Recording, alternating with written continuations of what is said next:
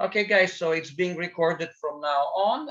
Just before we get to our regular stuff, I just want to tell you that this event has been prepared for the members of the weekly fasting group, which is a big community of people from all over the world. And we cultivate this habit of fasting once a week for 24 hours between Friday and Saturday. So we fast as a group.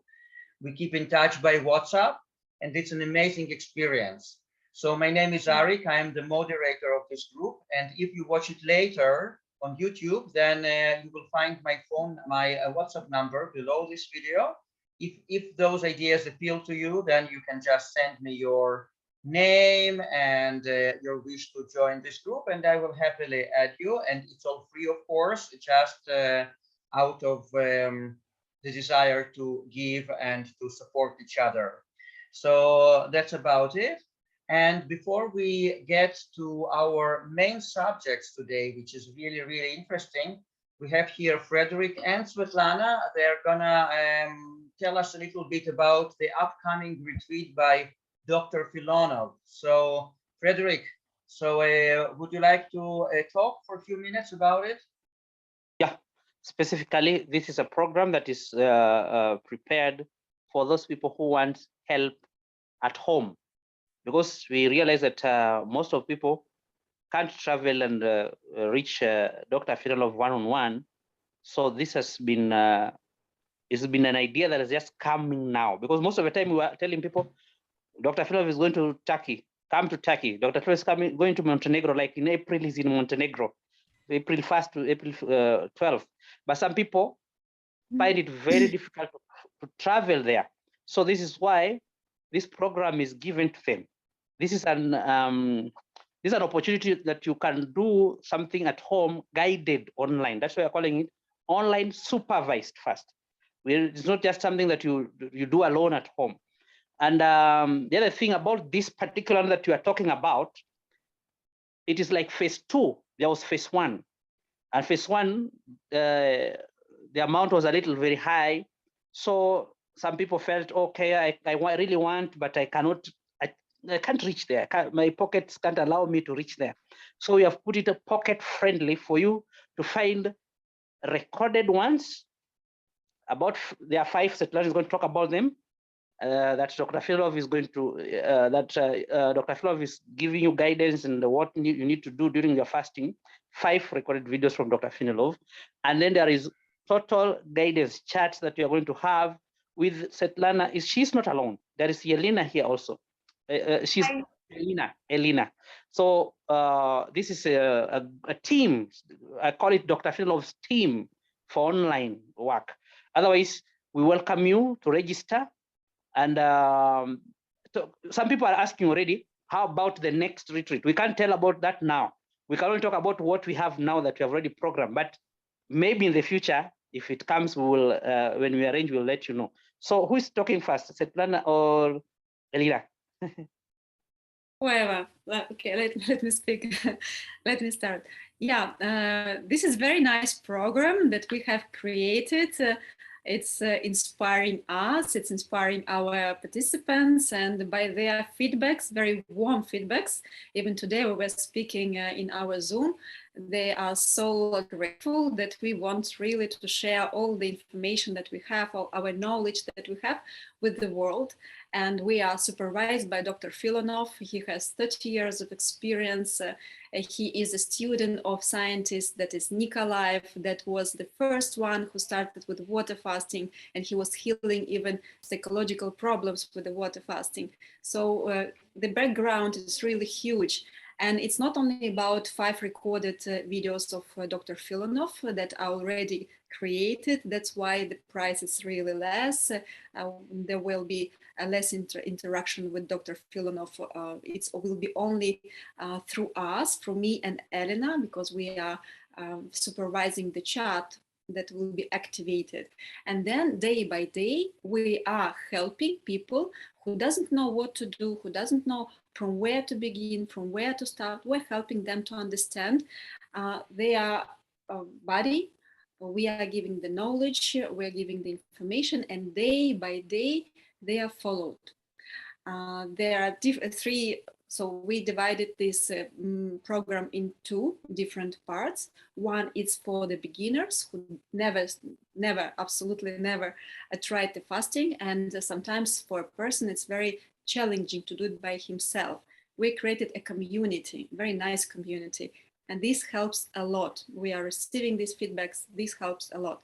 And then the second part is for the advanced practitioners who already have their bodies ready for longer fasting. So we have created as well like cascade fasting, that is 5 days of dry fasting. Then there is a recovery plan.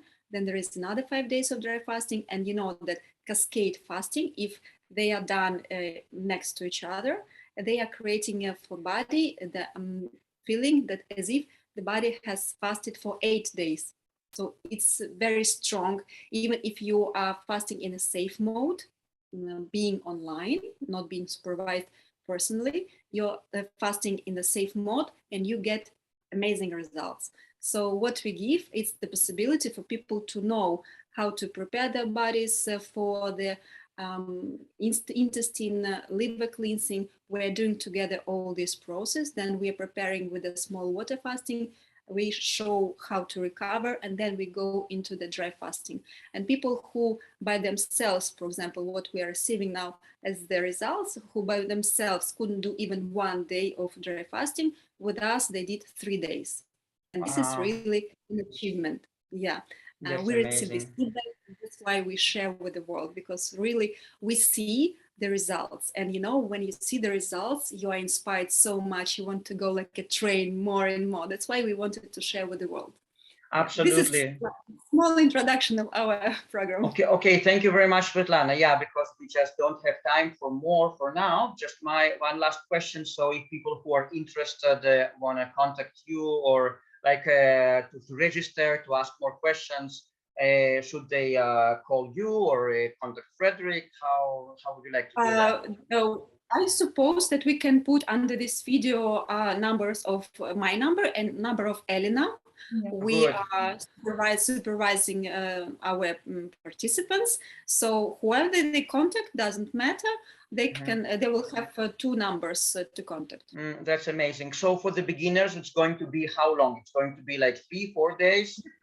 The program is 3 weeks, 18 days of the program and 3 days of the preparation for the program. Because even for the program, you have to buy. We did it really simple. I received questions. Will I be very busy? Because actually I have my work, I have my family. No, we do it simple and very effective. We are not invading your life. We're not changing it immediately. We are just putting the seeds, giving to you information. Whenever you're ready, you will take it. You will read it. Yeah. You will... Yeah, no, but I mean, I just meant to ask if a person is a beginner, like for people who don't have much experience dry fasting and combining it with their daily life. We arrived to do 3 days of dry fasting. 3 days. Okay, yeah, so that's what I wanted to hear. Okay, very good. So thank you so much. We'll definitely put your contact details below this video, and hopefully lots of people will be exposed to that and will register for this program. Yeah. Great. Okay, thank you so much. Okay, and now I would love to welcome Hetal from Germany. Let's say put her, so Hetal, you can just unmute yourself. Yes, so here's Hetal. She's an Ayurvedic practitioner. She's a yoga instructor. She's a holistic practitioner, fasting practitioner. She's very knowledgeable person about different healing modalities. So today she's going to enlighten us about different things related to balancing our body types, Ayurveda. I don't know much about this subject myself, so I'm really curious. But we will start with a short guided meditation of like 5-7 minutes, right? So you guys please mute yourself, except for Hetal. I will also mute myself, and we will just delve into this grounding experience of meditation. So enjoy. Hello and welcome. We are going to today do a breath meditation. It's called the Soham meditation. So just close your eyes and take a deep breath. Take a few deep breaths in and out. Inhale and exhale.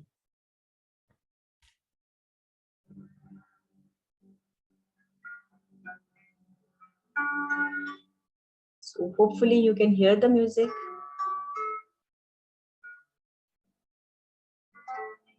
Inhale and deeply, slowly and mentally say so. Bring your awareness to the soul as the soul goes inwards into the center of the brain. You can concentrate on the pineal gland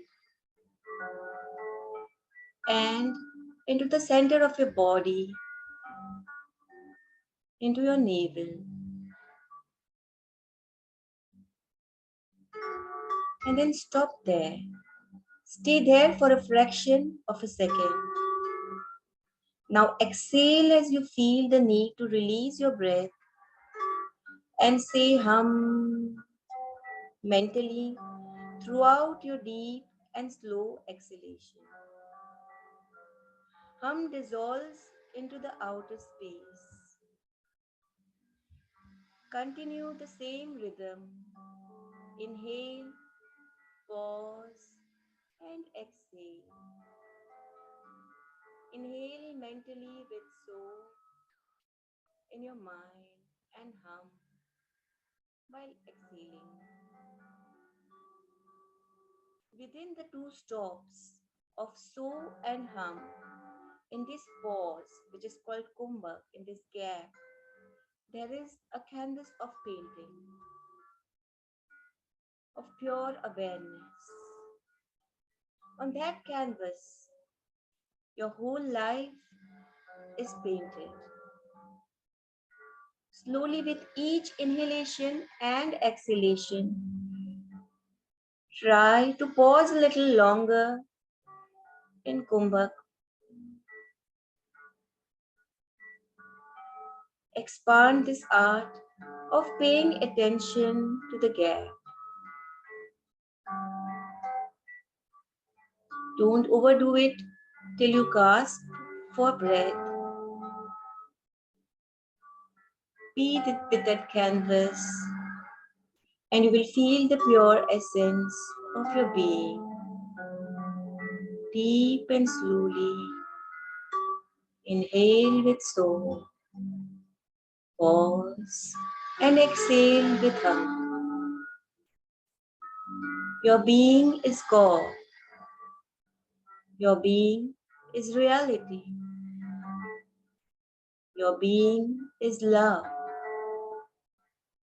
Your being is divine. Just stay there. Soham will unfold inner beauty, inner joy, and inner truth.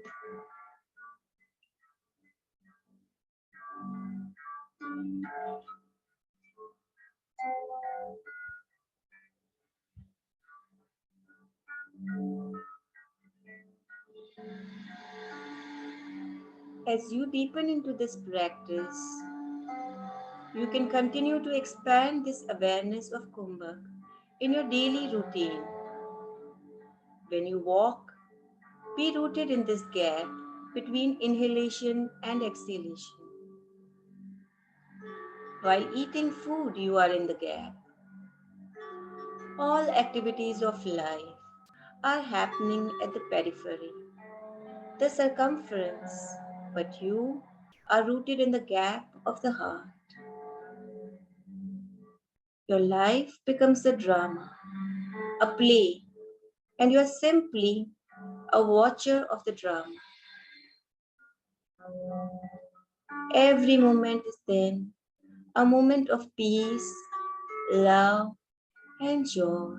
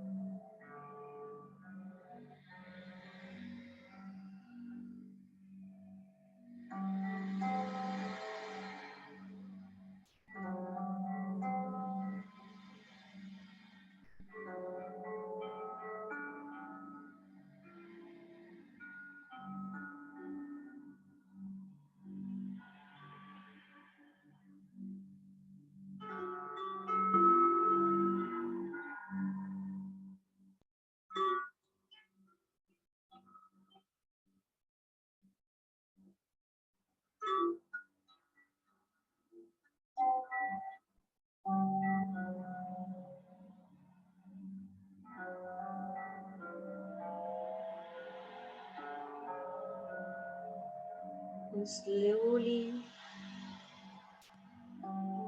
come out of this awareness, come into the real world. Open your eyes. Rub your hands till they are warm. Massage your face and come out of meditation.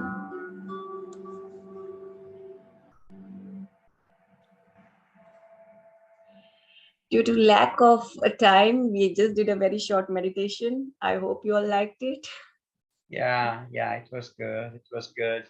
Yes, guys, and if you probably have few people from India here, and for you it's very late. So if you feel like it's going to be too late for you, then don't hesitate. You can just leave your questions for Hetal in the chat, and then she will address it throughout the webinar, and you will just watch it in the recording. So yeah, in case it's too late for you. Yeah, so okay, Hetal, so today we have really special subject about doshas, body types, elements, and it fascinates me because our bodies are combined from the elements of nature. And as I understand the concept of doshas, then different quantities of elements or proportions of elements can create different doshas, different body types. So, right? So is it correct, more or less? Correct. Yeah. So yeah. could you please tell us more about that? I'm really, really curious. Sure. So first, we are going to look into what determines your dosha. The human body is made of 5 elements: air, ether, earth, water, and fire. So a combination of these 5 elements is defined into 3 main doshas or bioenergies in Ayurveda. So they are called Vata, Pitta, and Kapha. So one can say that doshas are nothing but a combination of 5 elements. But each body has a different combination of the 3 doshas. This determines one's genetically inherited physical and personality traits. So now let's discover the topic of the subject. What is your unique type? So we have talked about the 3 monotypes, Vata, Pitta, and Kapha. Vata is the principle of movement, which is made of element air and ether. Ether is space, so both are basically moving. Pitta is works on the principle of combustion, digestion, and metabolism, and it is made up of element fire and water. Kapha is based on the principle of structure, stability, lubrication, and nourishment, because it is made from the element of water and earth.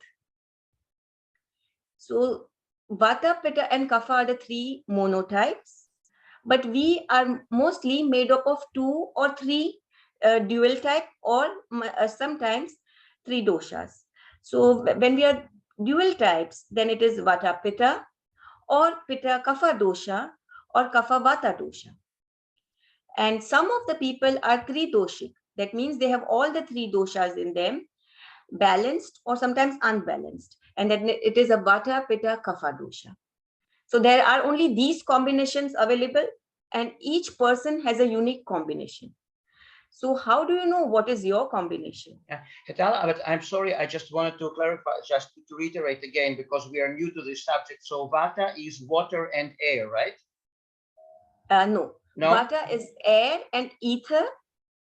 Ether. A-T-H-E-R.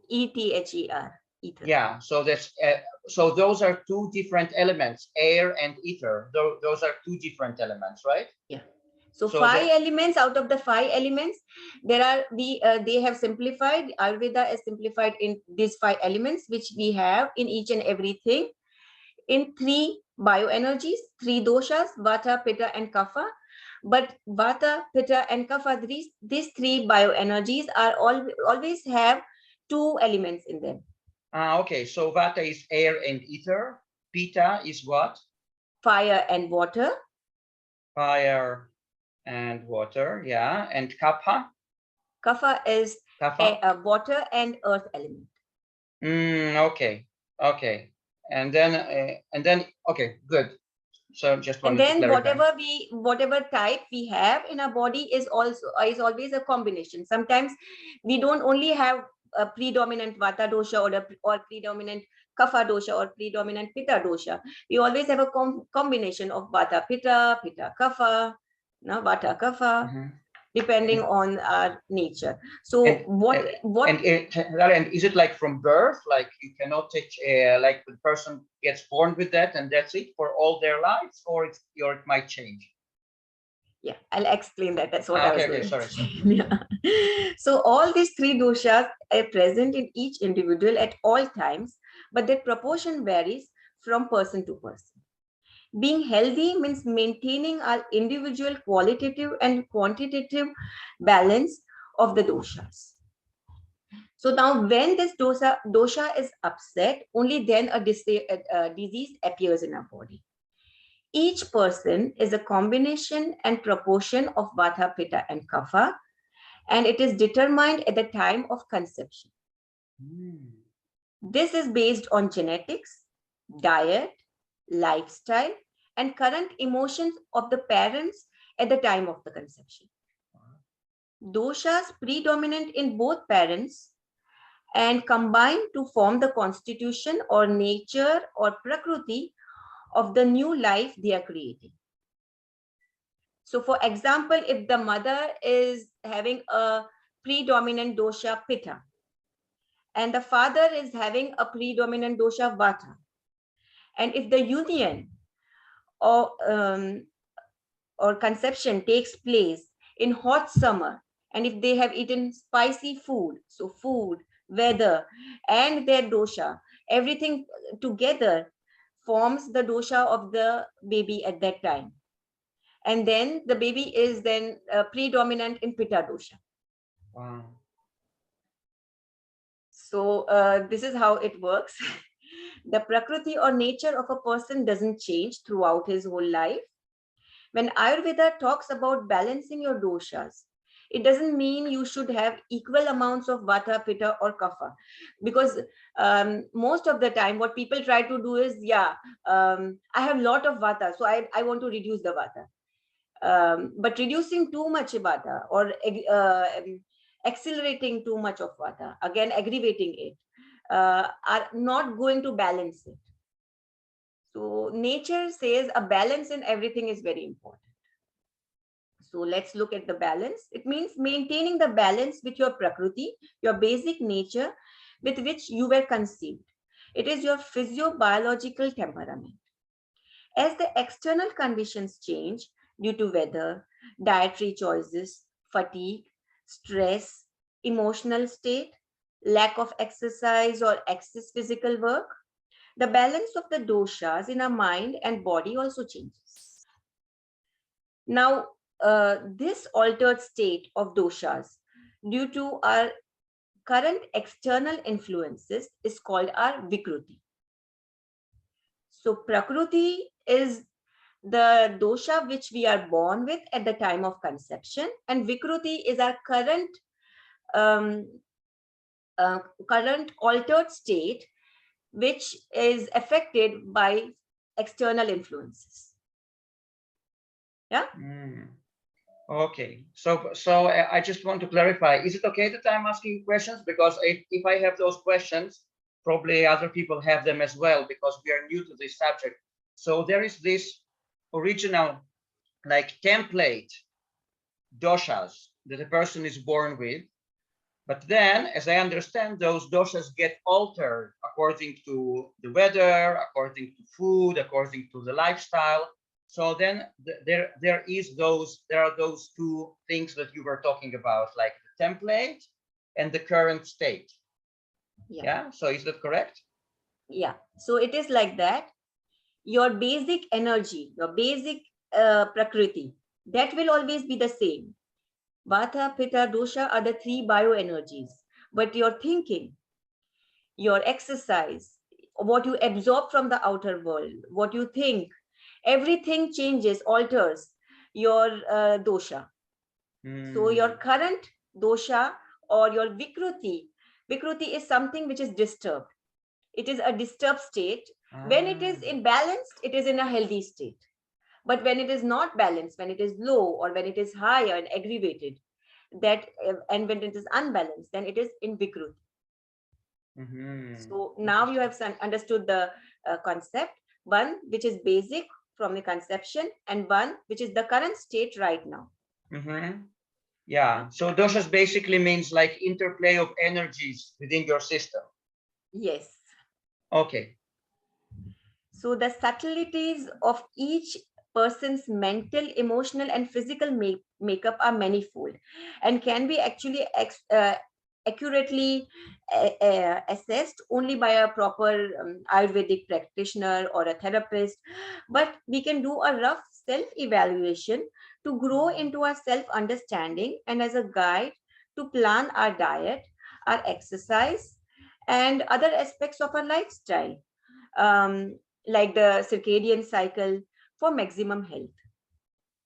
So now I wanted to do with you all the guidelines, a small self-evaluation so that you can yourself understand your dosha, examine your dosha, and then not only that, also count. You can count the value of a dosha and know that what is more in my body. Is there more vata? Is there more pitta? Or is there more kapha? No? So first, I would like you to make columns. The first column you can make is for observation. The second column is for vata. You can just write V. The third column is for pitta, and you can just write P. The fourth column is for kapha, and you can just write K. And then just make little bigger columns where you can write vata, pitta, and kapha. So there are these small columns where you have written V, P, K that you have to tick mark. And then I'll be saying each observation, like what is your body size and in your body weight, in your skin and hair and everything. How is the vata type, and how is the pitta type, and how is the kapha type, and then which you think is right for you, you can tick mark that. So if it should be some like that. So there is this. Yeah, that's also good. And I have also done here something, if you can see, so you can get an idea. So the first column is for observation, and then vata, pitta, kapha, right? Yeah, like that. And no, you'll make still 3 very small columns of V, P, and K, so that to tick mark. So what are you having? Are you having vata? Are you having pitta? Or are you having kapha? Okay. Okay. So first is observation, and near observation you will make 3 very thin columns of vata, pitta, and kapha, where you can just tick mark, and then you will have a little bigger column of vata, pitta, and kapha. Okay. So basically, it's supposed to be 1, 2, 3, 4, 5, 6, 7 columns in total. Yeah. 7 columns. Yeah. 7 columns. Okay. So base your choices on what is most consistently true about your life as a whole over many years. That is your Prakruti. And second, consider how have you been feeling recently in the last month or two. That is your Vikruti. Yeah. So we will do the evaluation twice. Once I will do with you, and once you can do it yourself, which will not take a lot of time, maybe 2 to 5 minutes. And then, or you can do it at home also. So first we'll do the whole evaluation for Prakruti.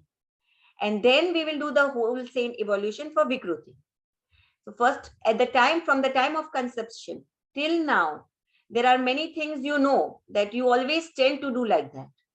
So what are those things? And I will point out each and everything, and then you can judge for yourself and say, I'm this type, and then tick mark that. Okay. So after filling out the charts twice, add the number of marks under vata, pitta, and kapha to discover your own balance of the doshas in your Prakruti and Vikruti. So you will give yourself marks. Most people have one dosha predominant. A few have 2 doshas predominant, and some of them might have all the three doshas in equal proportion.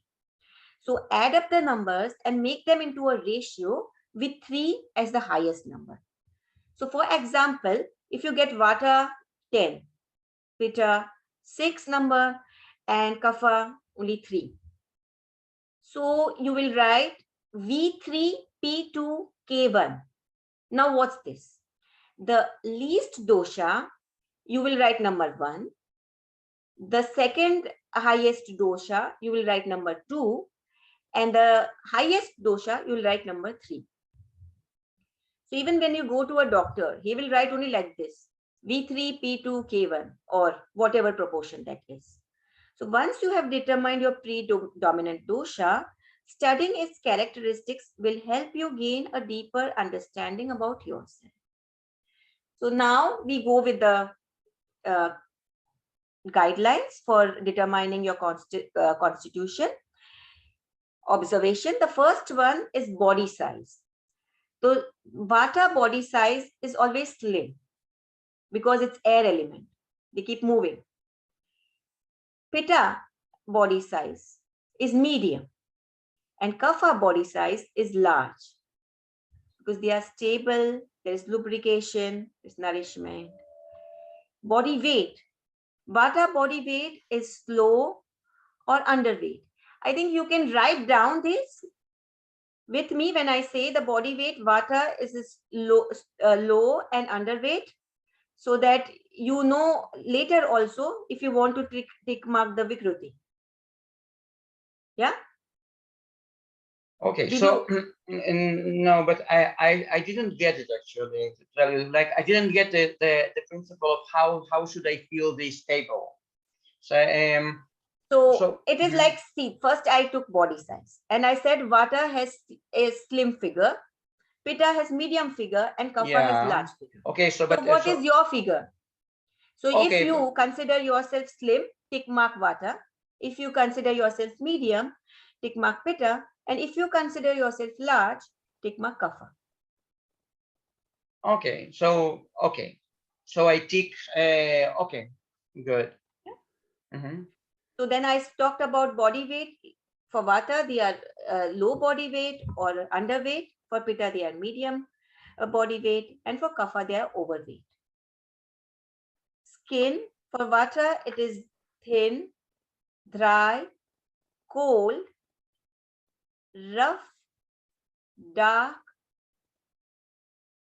I didn't get it. What was written? What is the current? The question is in the chat. Is that the current body type or at conception when young? We are first doing Prakruti. Prakruti is at conception.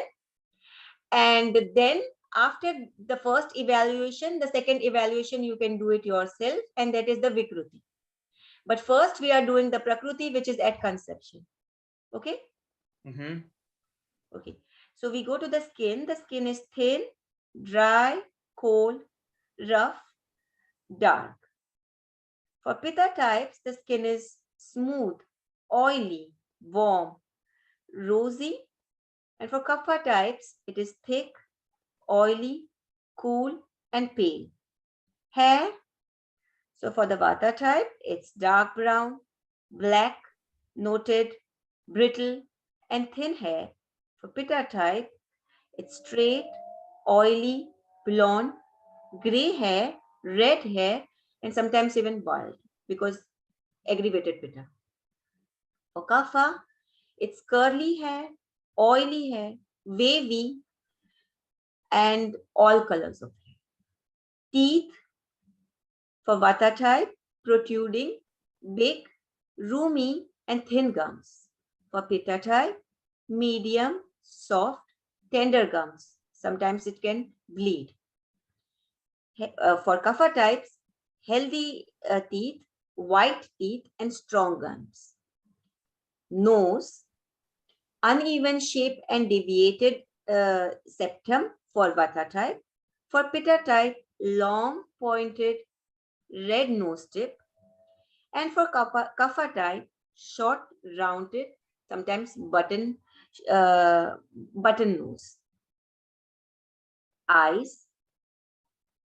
For Vata type, it is small, sunken, dry, active, black, brown, and nervous eyes.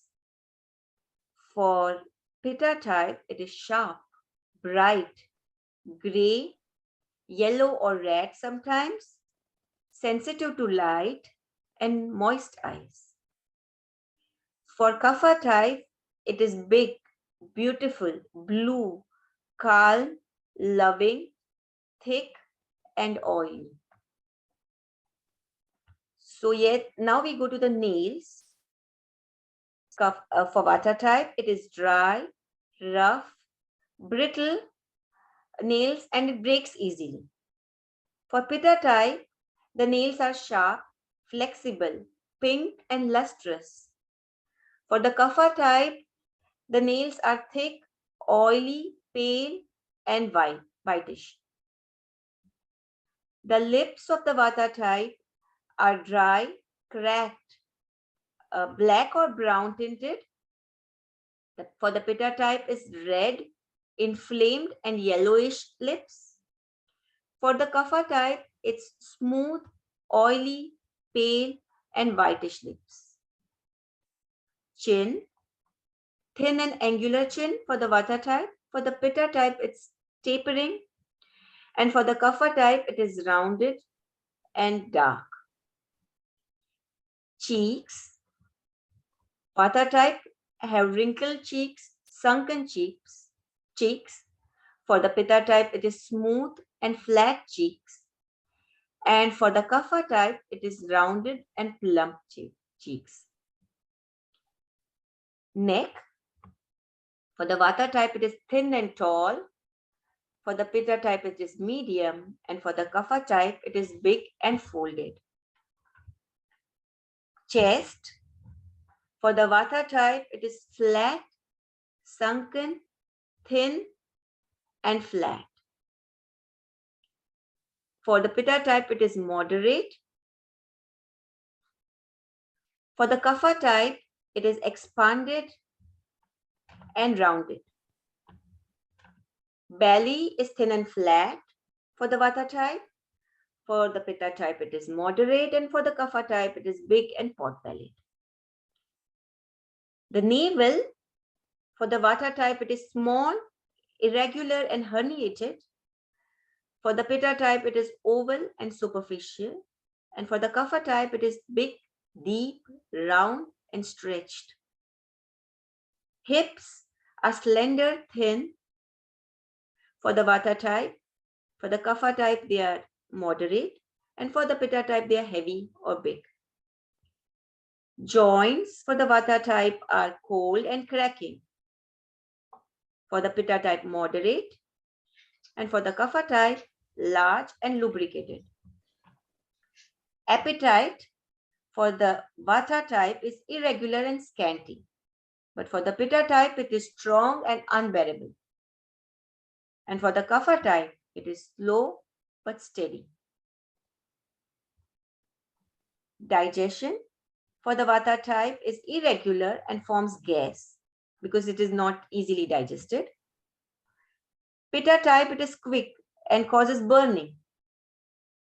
For the Kapha type, is prolonged and causes mucus. Taste for the Vata type, they prefer sweet, sour, and salty things. Pitta type prefers sweet, bitter, and astringent things.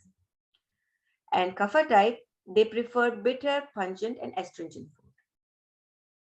Thirst for the Vata is changeable. Sometimes they are very thirsty and sometimes very less thirsty.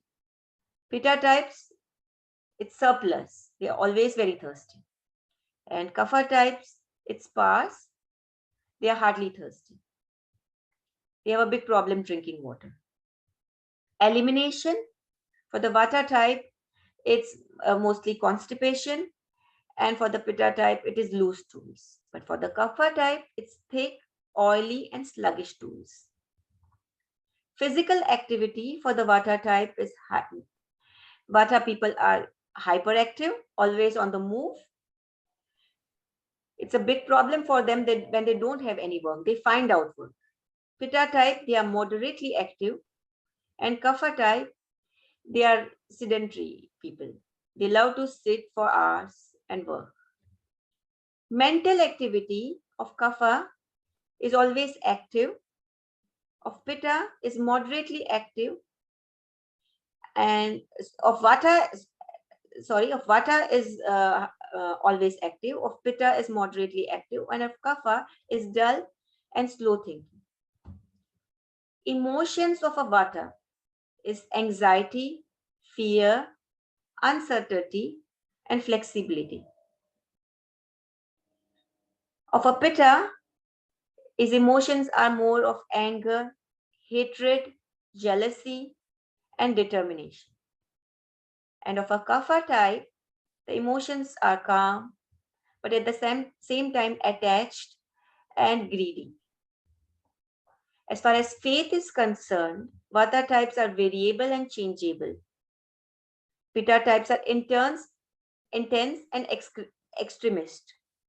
And Kapha types are consistent, deep, and mellow.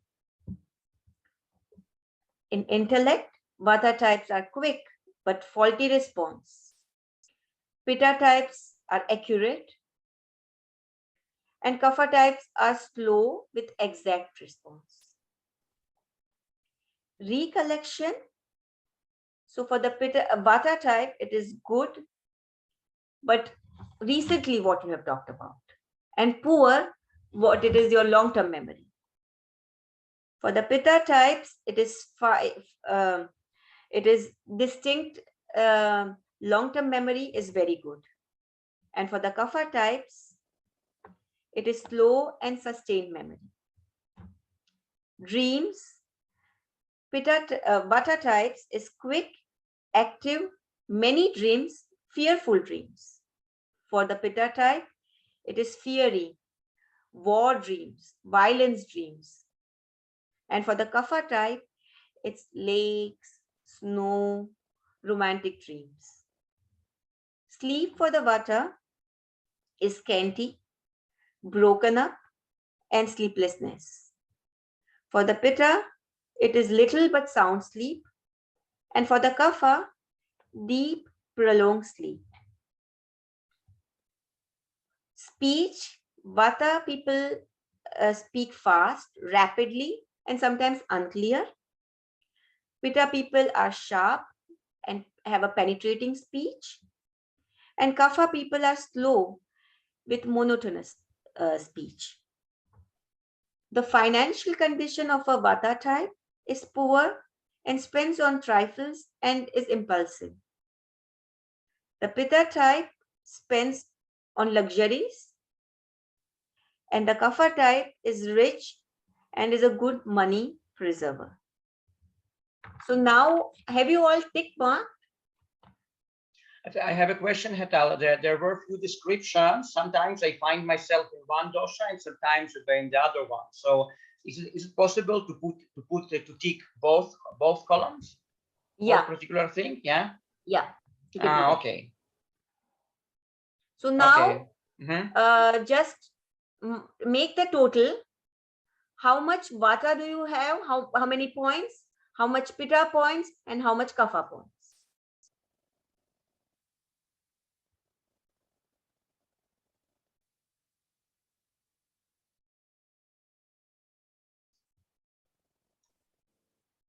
Is it done?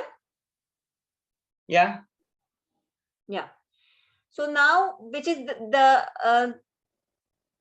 dosha which has the least amount of points, write that as 1.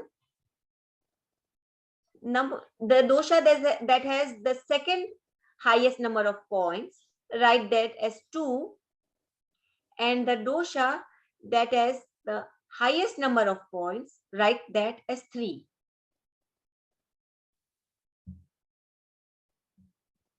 So now you have got how is your Prakruti or your constitution. Now you know what is more. Is the Kapha more? Is the Vata more? Or is the Pitta more?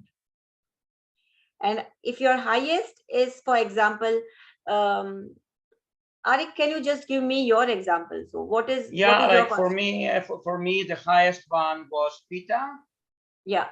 The lowest one was Vata, and the middle one was Kapha. Even though there is not much difference between Vata and Kapha. Yeah. Not much, not significant difference, but between Pitta and those other two doshas is significant difference. So I found myself in Pitta most of the times. Good. So now you know exactly that your predominant nature is Pitta, and Vata and Kapha are at the same level. But how can I know that it's my template structure and not something that I acquired throughout life, like not something that was influenced by different things, different lifestyle and other things? Because Prakruti, or your constitutional, your basic nature, is from childhood till now. You are doing the same things. Okay. You haven't changed your habits. Is it like, it's like if you're getting up early, when you were small also you were getting up early, when you now also you are getting up early, so it's consistent all your lifetime. Yeah, but I will give you an example. For example, when I was living on liquids, I had a certain period of time living just on liquids. I was skinny. So if I had this test at that time, I would say it's Vata. But now that I got back to eating, I am quite chubby, like not really fat, but quite chubby. So it looks like more like Pitta. So but those are lifestyle changes. Those are, so how could I go about that? You know? When you were born, were you chubby or were you skinny? Chubby. Chubby. So over the period of time during your young age, were you chubby or were you skinny? Chubby. So your Prakruti is basically Kapha, which is chubbiness. Okay. So over a period of time, when you change your external factors, your lifestyle with diet and exercise and everything, so then you change into Vata. So Vata is not right now, but was your current altered status at that time, which was Vikruti. But right now, your Prakruti, which remains the same for your whole life, that is Kapha. So it's a kind of a template, yeah? And around this template, different changes are possible. So when you know your basic nature, that this is my basic nature, it becomes very easy for you then that I have to then, this is my basic guideline and I have to balance myself to this guideline. And it's not balancing my Vata or balancing my Pitta or balancing my Kapha. What your Prakruti is, you have to balance to your Prakruti and not to, because I'm feeling overexcited, I think I have a lot of Vata in me and now I have to reduce my Vata. What is my Prakruti? Yeah, so basically the idea is, if I understand it right, that a person is in his or her healthiest state when they are in accordance to that basic template, yeah? Yes. I was going to explain that. Before I say, you just answer me. What are you saying? Sorry.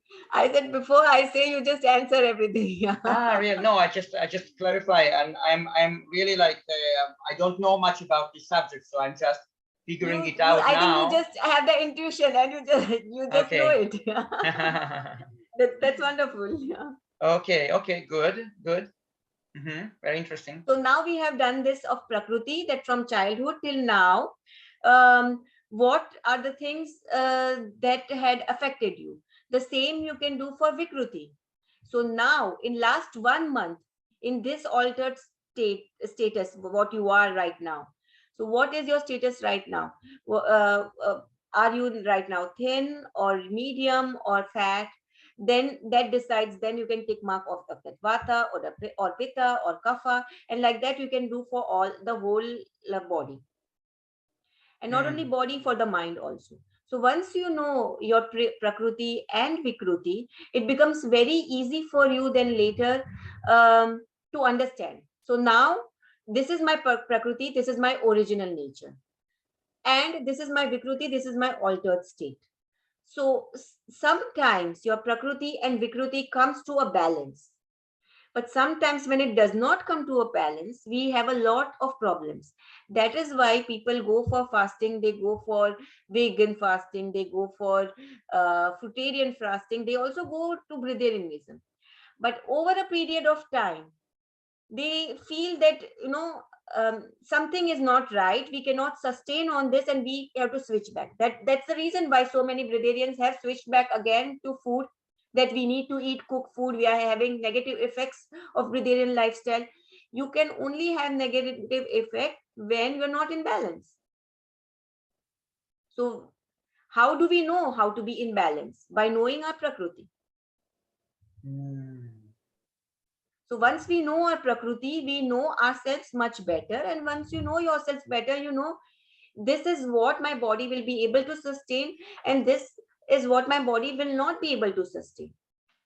I will, with my willpower, with my discipline, with my consistency, I will try to alter the status.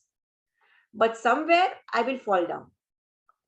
It can take me 1 year, 2 years, 5 years, or 10 years, but I will fall down, because that is not my Prakriti. That is not my basic constitution.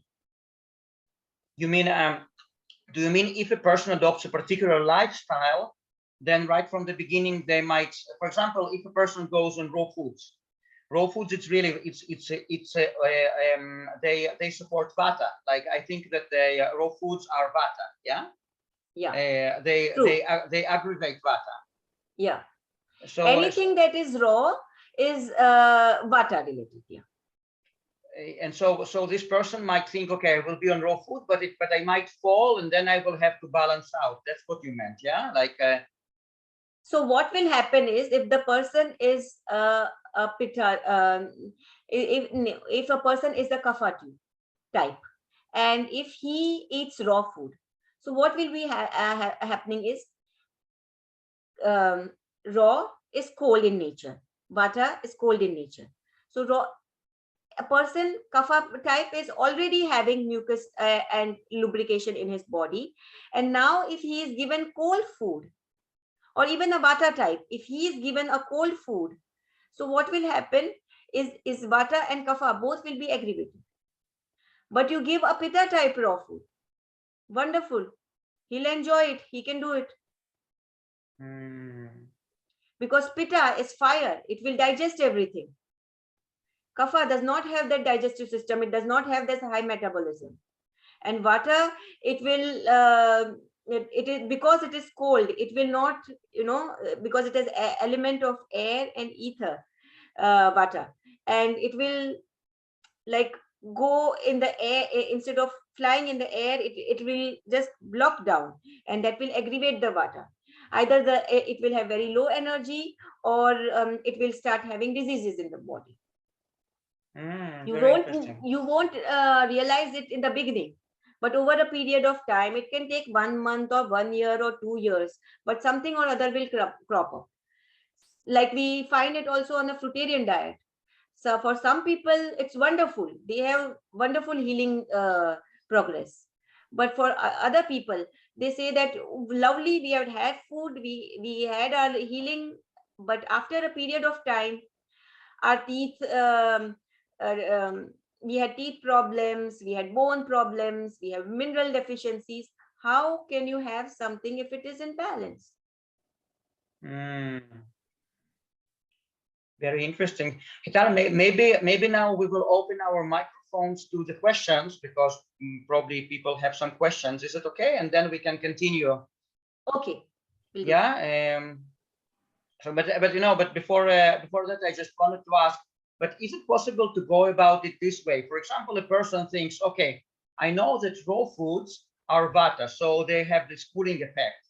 But anyway, I want to start eating raw food diet, but I will have a sauna every day, and then it will provide me with heat, so it will kind of overbalance it. So is it the right logics, or not so much?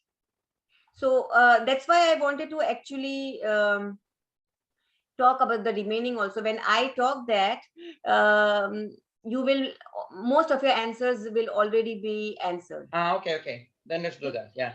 So then we'll go to the guidelines for balancing the doshas. So for Vata balancing, it is important to keep warm, to avoid raw foods, to avoid cold foods, to avoid extreme cold temperatures, because I have also seen a breatharian who love breatharian lifestyle, continues it, but they can't live in cold temperature. The moment they are in cold temperature, they start having body pain or injury, or some breatharians walk barefoot. But the moment they are in cold countries, they cannot walk barefoot. It becomes too much for them. So because a breatharian is living on air and is a Vata type. So they prefer more tropical countries and more warmer areas. So yes, eat warm foods and spices. Eat slightly oily and heavier foods. Keep a regular routine, which is very, very important. Vatas keep changing all the time. You know, they cannot be stable. They cannot live in a permanent place or permanent work or like that. So it's very important that they have a regular routine. Steam baths, humidifiers, moisture in the room is in general helpful for them. The dry, cold, windy seasons of autumn and winter increase and aggravate Vata. So settle down, stay grounded, and Muladhara Chakra meditation, it's the first chakra, that is also very helpful. The root chakra. I was actually today evening doing it in German and Wurzel chakra, so that was coming in my mind. So stay calm. That is important for Vata type. Stick to a routine. Stability and commitment is very important for Vata type. So when it is unbalanced, so Vatas are drawn to excess traveling. They are drawn to erratic hours. They are drawn to loud music, drugs, sugar, caffeine, alcohol, cold food. They are drawn to continual stimulation, any type of stimulation. They're drawn to frequent change. This is that is their Prakruti, their nature, and it attracts them. When they do it in balance, it is wonderful. But most of the time, they like it, and then they tend to overdo it, and that's when it's aggravated and causes a problem. So when they are drawn to this and do this over a longer period of time or in excess, it leads to Vata disorders or aggravation such as constipation, gaseousness in the stomach, distension, weakness, arthritis, pneumonia, nerve disorders, excessively dry skin, dry lips, dry hair, dry heels, twitches and tics, mental confusion, palpitations, breathlessness, muscle tightness, low backache, sciatica, restless mind, hyperactive. Also, Vata type has PMS symptoms like bloating, backache, pain in lower limb, abdomen, cramps, pain in the calf muscles, insomnia, feeling anxiety, fear, insecurity. So basically, Vata is air element, and so to balance, you most of the time you balance it with earth element, something which is heavier, denser, so that you can bring it down. Wow, so important. So now we'll talk about Pitta balancing, and you can balance Pitta by avoiding excess heat, by cooling down, avoiding excessive oil, avoiding excessive steam, avoiding hot weather, limiting salt intake, eating cooling and non-spicy foods, drinking cooling drinks, but not iced, exercising during the cooler parts of the day. And here you can meditate over the sacral chakra or the second chakra, because it is the water element and it balances and cools your pitta, your digestive fire. And pittas are drawn to hot, spicy food. They are drawn to sour and citrus fruits, to grapefruits, to sour oranges, to sour yogurt. They sometimes may use sex to release their anger. They are drawn to late nights, to perfection, to comparison, to competition, and they are workaholics. So anything in excess, that's good. Pitta people are perfectionists and they work a lot, but overworking also aggravates the pitta and causes problems or pitta disorders and pitta aggravation, leading to heat related ailments like fever, inflammatory diseases, acid indigestion, excessive hunger, jaundice, profuse perspiration, hives and rashes, burning sensations, ulceration, burning eyes, colitis, and sore throats. All itis was after the disease. What itis is written, all itises, like in colitis, are inflammatory disorders and are due to excess pitta. These individuals are susceptible to sunburn and do not like bright light. Pitta PMS symptoms include tenderness in breast, hot flashes, hives, urethritis, burning sensation while passing urine. Eating fatty food, fried food, or oily food such as peanut butter or even avocado can create nausea and headaches for a pitta. Smoking cigarettes and drinking sour wine increases pitta. Working near fire or lying in the sun over a longer period of time increases pitta. Hot, humid weather aggravates pitta. And mostly when it is warm and hot, they become agitated, irritated, angry, hypercritical, judgmental, jealous, or envious. Pitta is fire element and balance it with water element, which is cooling. So again, here you can do the sacral chakra meditation, which will help. Now we go to the kapha balancing. It's very important to get plenty of exercise for a kapha type because their metabolism is very slow. You should avoid, a kapha type should avoid heavy foods because they are drawn to heavy foods. The lighter they eat, the more balanced their dosha will be. Keep active, vary your routine, avoid dairy foods. Kapha people should completely avoid dairy foods. Avoid iced food and drinks. Avoid fatty or oily foods. Eat light, dry foods to avoid excess mucus. Eat bitter, astringent, and pungent foods to balance the kapha dosha. Kapha people are drawn to overeating, to sweet foods like cookies, candies, chocolates, cakes. They are also drawn to salty food like cheese and oily food. Their kapha people are drawn to daytime sleep. They get up late in the morning. Most of them live a sedentary lifestyle. That is why there is still kapha in the body.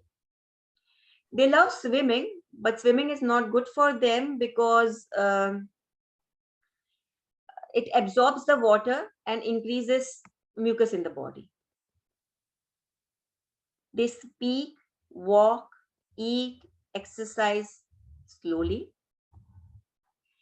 And when there is a kapha disorder or kapha aggravation, it leads to obesity, causing diabetes, hypertension, heart attack, water retention, headaches due to mucus, sinus and all.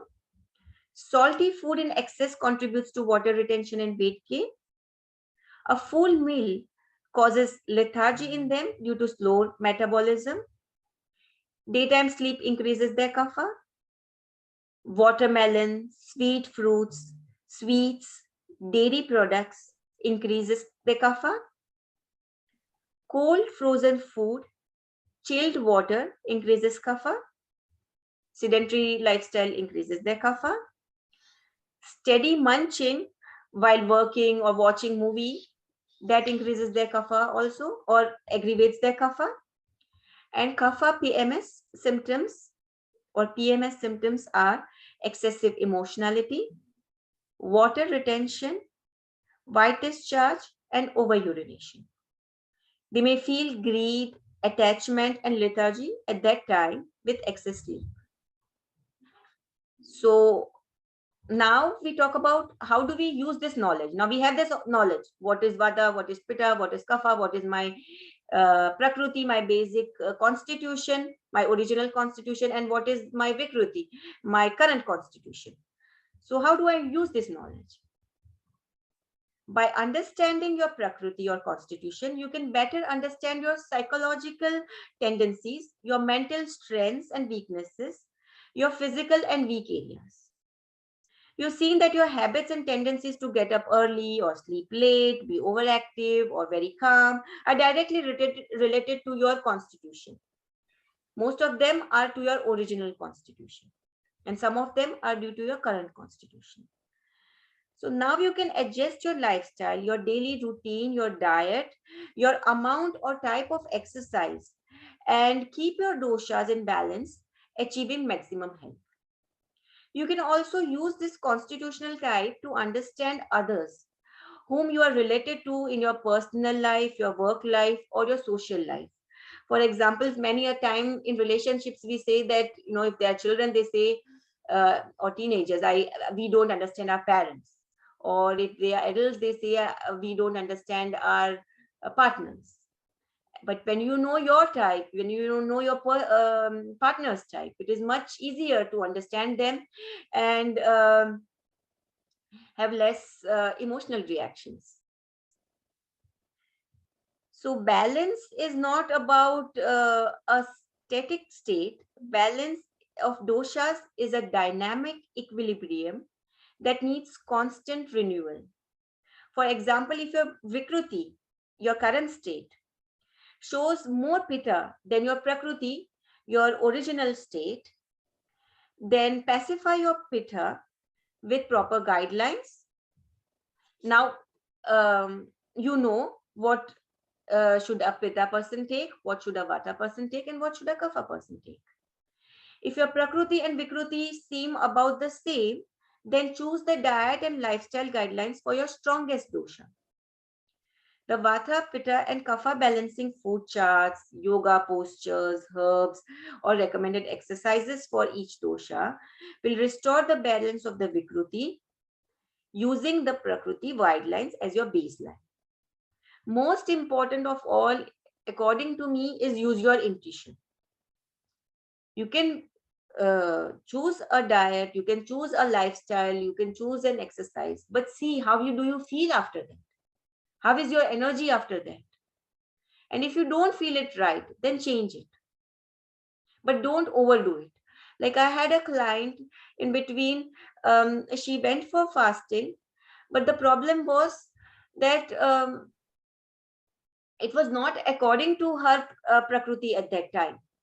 So during the fasting, she said that I need to finish this much days. I thought about it and I will finish it. She finished it, but after the fast, she was severely sick. Because then one of her doshas must have aggravated. And it took her long, again, 1 or 2 weeks to just recover from the fasting or from the sickness. So this is what happens. But if you are fit for fasting, then it works wonders. Your energy increases, your clarity increases, and you feel amazing. Yeah. So now you can ask me. Yeah, okay, so we will open our microphones now, and we also have a few questions in the chat. Talbot, I just want to clarify one point. Let's say you're talking about, it's called the Prakruti, like this basic template. Yeah. For example, in my case, like in my childhood, I was chubby. I was kind of prone to being even like quite fat, quite a fat child. So, so then you could say, if I understood it right, that my predominant dosha was kapha, right? Because that's shabbiness. Okay. But for example, if now I adopted a particular lifestyle that makes me thinner, but you're saying that our original template is the best for us. So does it mean that this being chubby and fat is the best for me? Like what? Where is the logic? I just don't want to grasp it. Yeah. So the thing is, chubbiness is a little aggressive, aggravated kapha. It is not the balanced kapha. But when it is balanced, till you are balanced, till you have that balanced kapha, you can have this liquid diet lifestyle. It will not be a problem for you. You will not have any negative effects. But still, if you continue doing that further and further, and maybe if you go to a breatharian lifestyle, that I don't need even liquids, or maybe I will just have very little water, and then you will start seeing that aggravated kapha, and then you will start seeing some disease, some deficiency, or some pain in the body, or somewhere something will crop up which is not in balance. So once it is in balance, you should not have any problem. And if you're not having any problem doing it, then it is in balance. Mm-hmm. But if you have this guideline, if you have this baseline of your Prakruti, okay, it is my kapha which is not in balance, and this is what I have to balance. When I balance my kapha, then I will be right. See, now there are many breatharians or liquidarians, but sometimes when they are overstressed, they tend to eat a little. Why do you need to eat a little? When I am very anxious, when I am insecure, when I have fear in me, these are all vata signs. Yeah, these are all mental states of vata. So when I have an increased vata in me, to balance it immediately, if I eat little food, not much, little food, maybe 2 pieces, 3 pieces of something, I immediately put my vata down, balance it, and now I'm balanced. Now I'm feeling much better. When you are in a liquid diet, or in a light diet, subtle diets, so you don't need much food, but you need to balance it. If you don't balance it, then you are very agitated, very irritated, or something restless. That restlessness, if you're sitting, then continuously you keep moving your leg, or you have a tendency to keep doing something. You just can't keep calm and relax, or breathe deeply, or meditate, because there is aggravated vata. Yeah, aggravated means out of balance. Yeah, out of balance, basically. Yeah. Okay. So balance it can be low also, and it can be high also. Because there was a question that I'm a Pitta type, but why is my energy low? Now there can be 2 reasons. One, because there is low Pitta, but according to him, that person says that my Pitta is high. And if my Pitta is high, is my energy low, then that person must be doing excessive work, mentally or physically. Because Pittas have to do moderate work. Pitta is fire, and if they do excessive work, because work is also energy, they'll heat up themselves and they'll burn out. And then again, it is aggravated. So you have to balance your Pitta. Very interesting. Okay, guys, so please ask your questions now. I have a list of questions here. Should I answer them first? Okay, let's ask them first. Yeah. So the first question is Ritzi, and her question is, what are the root causes behind Pitta dosha? Is there any connection between high Pitta dosha and aggravation, aggressiveness behavior? And do treating Pitta dosha helps you emotionally also? So I think actually I've answered this question. That Pitta dosha is, when it is not balanced, it is aggressive in nature, and it when you balance it, then emotionally also you will be balanced. So the second question is for Yoga Ranka, and she says that, is it true Ayurveda does not recommend fasting on water or air at all? The closest that they come to fasting recommendation is khichdi, made very mushy, still has ghee, mung bean and rice and possibly spices. So here it is like that,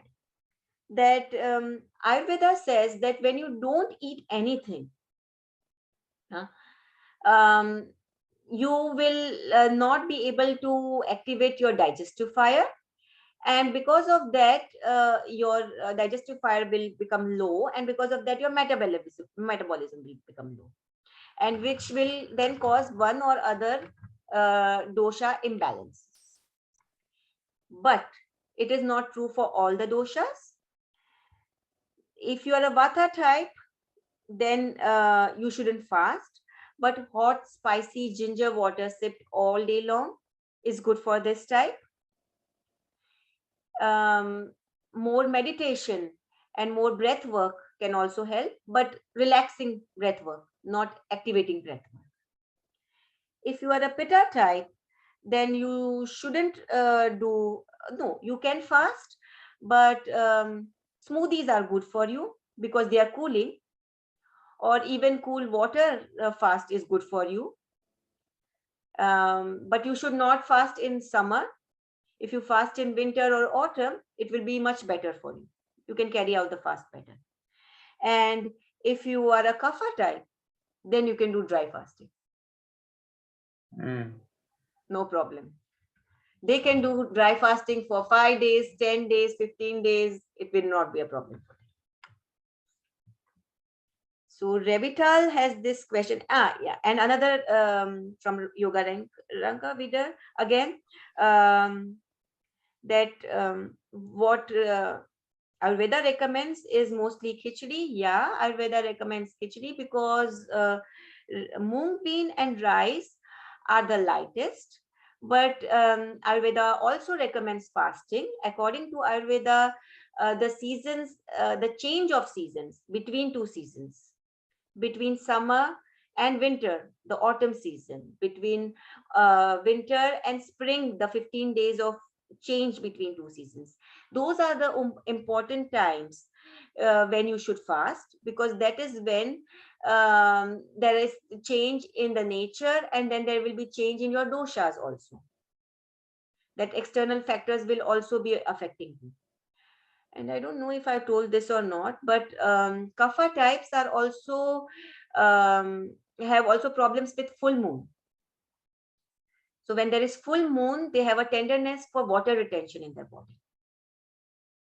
So during full moon, if they have a light diet or they fast at that day, then it will be very helpful for them. So coming back to the khichdi, khichdi is always given after fasting, and first the body is cleansed from inside.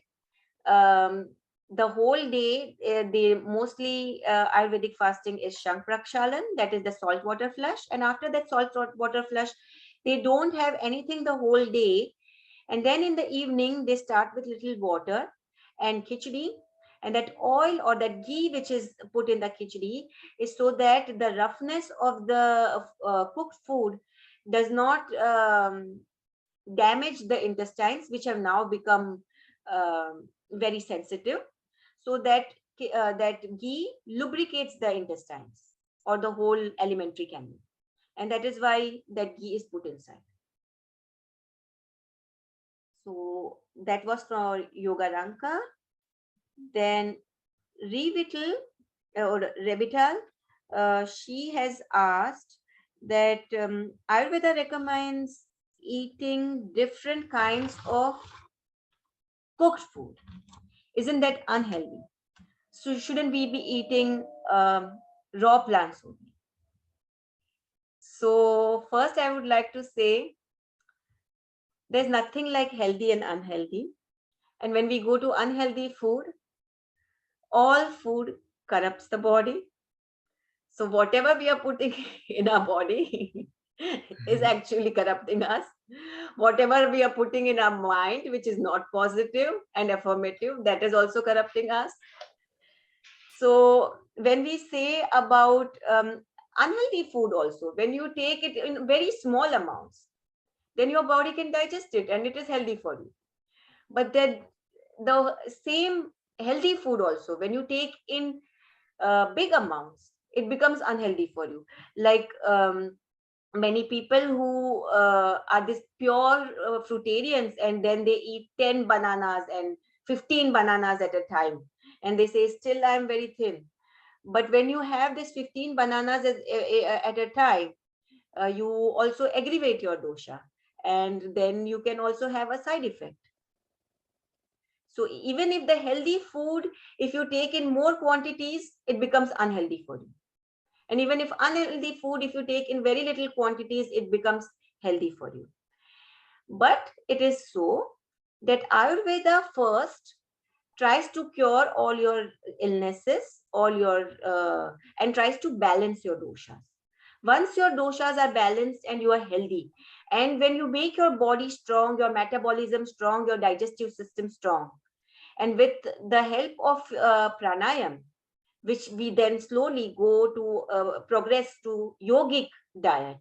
So when we do a lot of pranayam, where we clean our nadis, where we clean our energy flow, then you are able to go for yogic diet, which is raw food, and slowly liquid diet and breatharian diet, or stepwise. But it takes a very long time.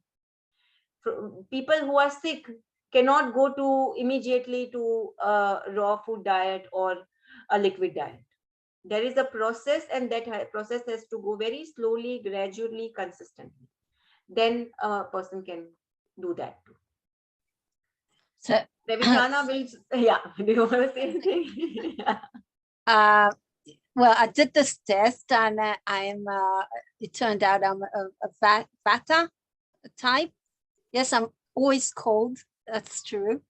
See, I'm always wear lots of, yeah, I'm cold.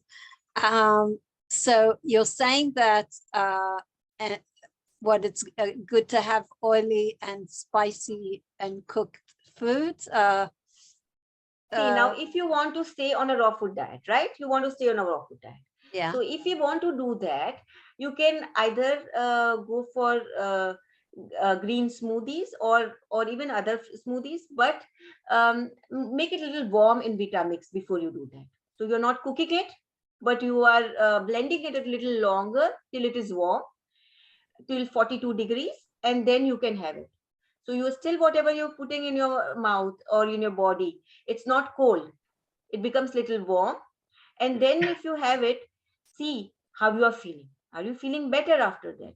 What is it? And then you can have lot of hot drinks or hot liquids. It can be hot ginger water, hot turmeric water, or spice tea. So all those things. That tea bags, that Indian tea bags that come, not black tea, but only the spices. They have in them a lot of spicy spices, which Indians normally put in tea. So you can use those spices also in your water and spice your tea, water tea. Yeah, like chai spices, right? Like chai spices, yeah? Correct, chai spices. Yeah. So you can have that herbal tea, and that will also help you to balance your vata. Okay, so you recommend teas, herbal teas. Yeah, but spicy herbal teas. Spicy. Anything else? Any other recommendations? Just follow this. Feel for yourself, because I tell you again, at the end of the day, it is how do you feel, after taking it. Am I feeling better, or am I feeling bad? Am I having any negative side effect? Do I have a headache with that? because kapha goes up in the air, and your body also it goes up, and then it can cause you nervousness, it can cause you anxiety, it can cause you fear, it can cause you insecurity, it can cause you headache. So is that all becoming better? If it's becoming better, yeah, right now this is for me. Okay. So it's flexible. I mean, you have to try it on yourself and Yes, who can be the best doctor? You yourself. okay. Because Hetal, I cannot read your mind, I cannot read your feelings. I can tell you a baseline and a guideline, but you know best that after you do this, this is what you are feeling, this is what is happening in your body, in your mind, in your energy levels. Yeah, you get, I mean, if you do it gradually, you get used to it. I mean, you see, you are doing it so long. Did you get used to it? I'm trying.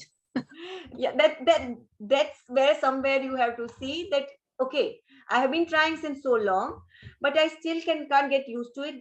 That's maybe because I'm not balancing with my dosha, my original dosha.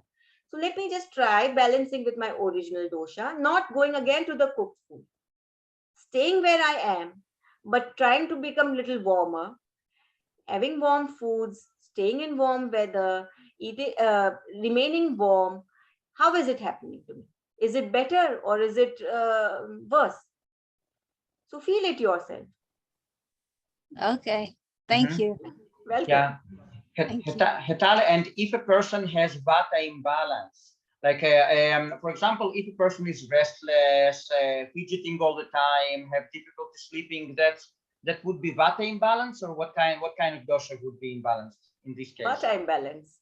That is why we did that constitution test. Yes, sure. And so, and what kind of mental work is advisable for people with vata imbalance? What kind of mental or spiritual work? You told about chakras, but anything else? Yeah. For vata type, it is very, very important. They are also active, but they shouldn't be overactive. The moment they are overactive, they become impatient, they become impulsive, they can also become very insecure and fearful. So everything in balance. You can do it, but not too much. Yeah, it comes to my mind now. Sometimes you can see those people who kind of overactive all the time, but they live from one coffee to another, from one cigarette to another, stimulate themselves all the time, do this. Or over exercising. You will see Yeah. people who are in the gym for 3 hours and trying to make their bodies for hours. I want to have a great physique. Yeah, it's good, but when you overdo it, then again you aggravate your constitution. Yeah, your vata. Okay. Yeah. Okay, interesting. Okay, so let's proceed with the questions if we still have any. Yeah, then there is a question. Though lemon is acidic, but after we consume, its property becomes alkaline. So can we consume lemon chia water if I have Pitta dosha? Now this depends on how aggravated the Pitta is. If the Pitta is not so aggravated, lemon will work wonders for you because it is alkaline in nature. It cleanses the body, it is very good. But for example, when I was small, I always had Pitta Prakruti or Pitta high Pitta. The reasons were my lifestyle, my diet, my hectic lifestyle, always, in the just at the end trying to finish things. And I never used to, when I was in college, 6 hours, 8 hours, didn't drink any water or very less water. And when you do such things, then you have acidity problems. And then I used to have acidity problems. So I could never touch lemon. Slowly, after I started drinking lots of water daily and hydrating myself, then my Pitta became balanced. And once it became balanced, I didn't have any acidity problems. I could consume lemon and it was wonderful for me. But if it is if the Pitta is too aggravated, then the person will not be able to take that lemon. But what he or she, he can do is he can take lemon chia water with a pinch of salt in it, so that sourness of lemon will reduce, and this will help balance the pitta dosha, and this might help, because there is this oiliness and there is this salt, and there is so vata is hydrated out with little salt and little lemon in it, and when it is hydrated, it will help the pitta dosha. Then there is another question: when a person has high pitta dosha but less energy level, how is this possible? High pitta should give high energy. It's confusing. So I answered that too high or too low, both aren't balanced energy for the pitta dosha. So when the person is burned out and has high pitta, then he'll have low energy. So it's important to work in balance, and work is also a type of activity, and activity is energy. Thinking is also energy. So what is energy? Energy is heat in the body, and when you work more, when you think more, you are producing heat in the energy. The more the heat you produce in the energy, you should not produce so much heat also, that heat is important for our digestive system, but not also too much, well, because too much heat will again aggravate your pitta dosha. And fire, pitta is fire, heat. Yeah. So any more questions? I wanted to ask, overeating, whatever food we eat, overeating aggravates which dosha? Is there any particular dosha which it aggravates? Yes. Again, the second guideline of the constitution, body weight, and there we have said kapha is overweight. Why is he overweight? Because he tends to overeat, because he is very stable, lives a sedentary lifestyle, doesn't is not so active, and eats heavy foods, eats a lot of food, and that is why he is overweight. Okay, so basically it aggravates kapha. Yeah. Yeah, but for example, if a person wants to go on eating the same amount of food, but he still wants to balance it out, so are there, and for example, he might decide, okay, I enjoy eating this particular amount of food, but I will exercise more. So is it the right thinking in terms of doshas? He will think, I will balance my doshas out, but not by reducing food, but by exercising. So is it the right way of thinking, or there is problem here with this kind of thinking?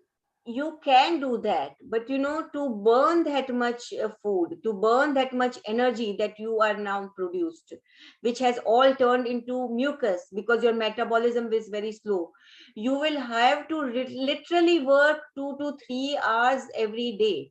Like you will have to walk 2.5 hours a day. You will have to exercise, strenuous exercise, vigorous exercise. If you do, only then you can burn that all that food, that energy that you have produced, or that mucus that you have produced.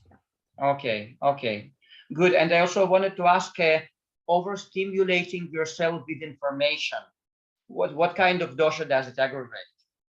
Vata. So if a person is on social media and this post and this post and this post, and then they're kind of overwhelmed, it's vata aggravation. Yeah. It is vata aggravation and a little of pitta aggravation also, because pitta is also fire, energy, too much thinking, too much heat in the nervous system, and this also aggravates the pitta.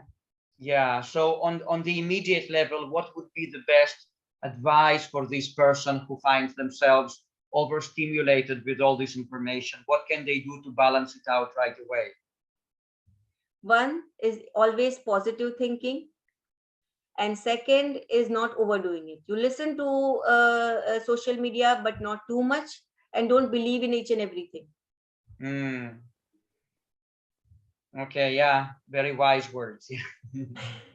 Because according to Ayurveda, according to Breatharianism, according to the law of cosmos or universal law, it is that we are the universe. We are the macrosm of the whole world, yeah, micro from the macro world.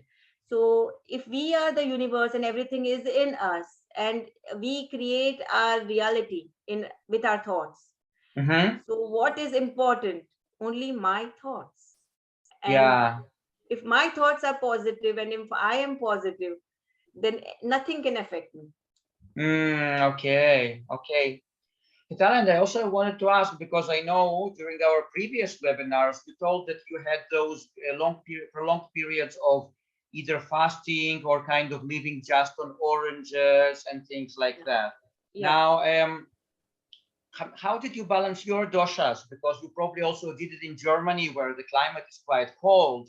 And how did you prevent, for example, living on just on oranges, aggravating your vata? Yeah, so basically I was not able to have oranges at all, because they were because I am my Prakruti is vata pitta dosha. So I was always very active when I was small. I was always thin when I was small.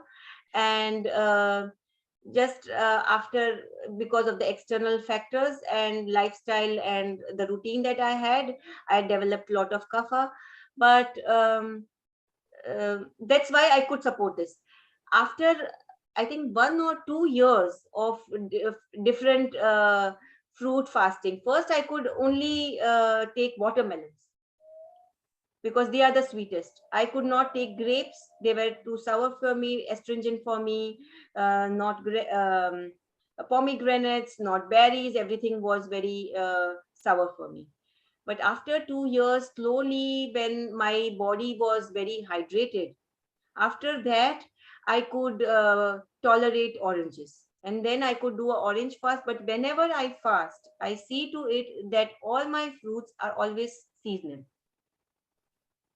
So whatever is growing in that seasonal near my place, only that type of fruit I will fast on.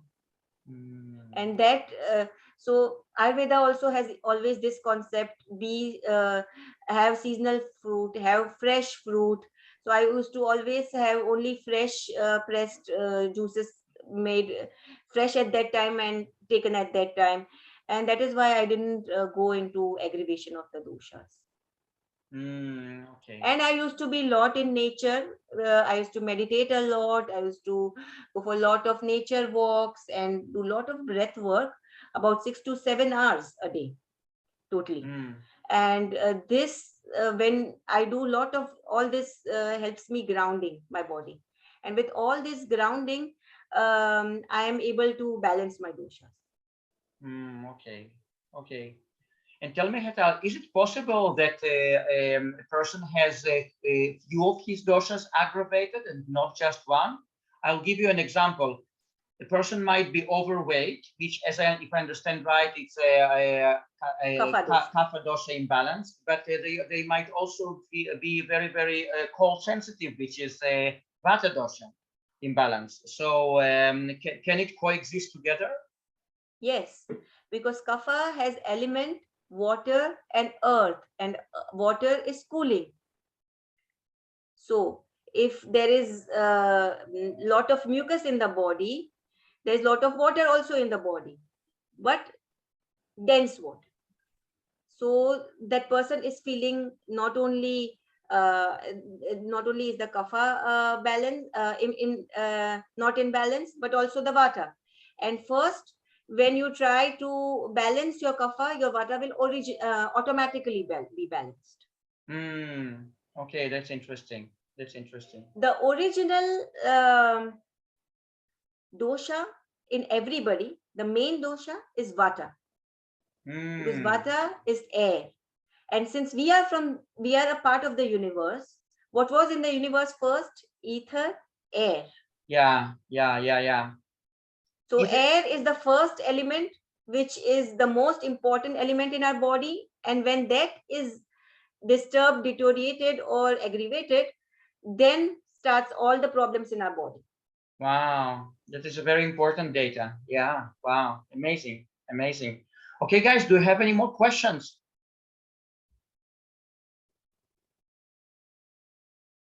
I think everybody's left.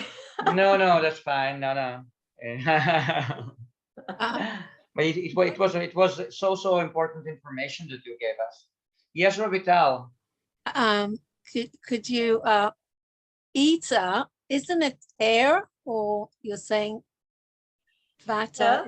Is space. Oh, okay. So it's close. Yeah. So vata is made of air and spores and air and ether, and both are movement. That is why some people, especially I've seen in India, when they are old, because from the age of 0 to 14 or to 18, you have kapha dosha in you.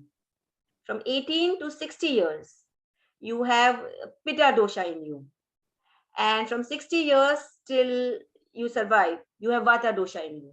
And that is why old people who do not walk too much and have a sedentary lifestyle, they have a lot of vata in them, because they think also a lot. And when they have a lot of vata, they start having all types of pains. And that pain keeps rotating, circulating in the whole body. So today, if I have a pain in the shoulder, tomorrow it will be pain in my elbow. And the third day, that pain will then circulate in my ankle. So that circulating pain in the body is the vata rotating or circulating in the body. So Okay. vata is always in movement. It's a lot of information to digest. Yeah, that's why I have not talked about, I've talked only about the doshas. I have not talked at all that if you are vata dosha, what type of food you should eat, and what type of yoga exercise you should do, and what type of herbs you should take. That can be a different seminar. Yeah. It's because I'm personally very interested in these kind of things. Yeah, because I think it gives you lots of just beyond theories, beyond like everyone should be raw, everyone should be that, or everyone should be that. It gives you kind of deeper thought, you know, the deeper ability to analyze what is the best for you. Yeah. Because here we all aim at dry fasting. We aim at fasting as much as possible. It's good, it's wonderful, but try to balance your doshas and then slowly go ahead. Can I or can I not? And it is not a competition. I just have to evolve myself and transform myself into a better version of myself. It's not that everybody is fasting, that's why I have to fast. Yes, that is my goal, but can I or can I not? If I can't, it's perfectly fine for me. And to accept that, that's also a challenge. Yeah. Okay, guys, do you have any more questions?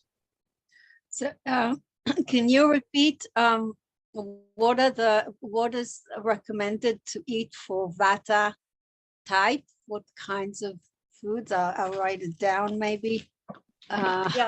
See, just think, what is vata? Vata is air.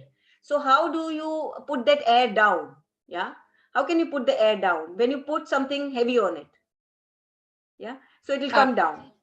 So in your body, now it's up. Air is up. And now you want to put it down. So what will you do? You will put something heavy in your body. Now for you, heavy and something warm, because air is cold. Now you can put something warm, something heavy, and something moist. Heavy. Water is moist. If you put one drop of oil also in it, it will become little oily. But then if you are having a dry skin, if you're having dry lips or something dry, that means you need that oiliness.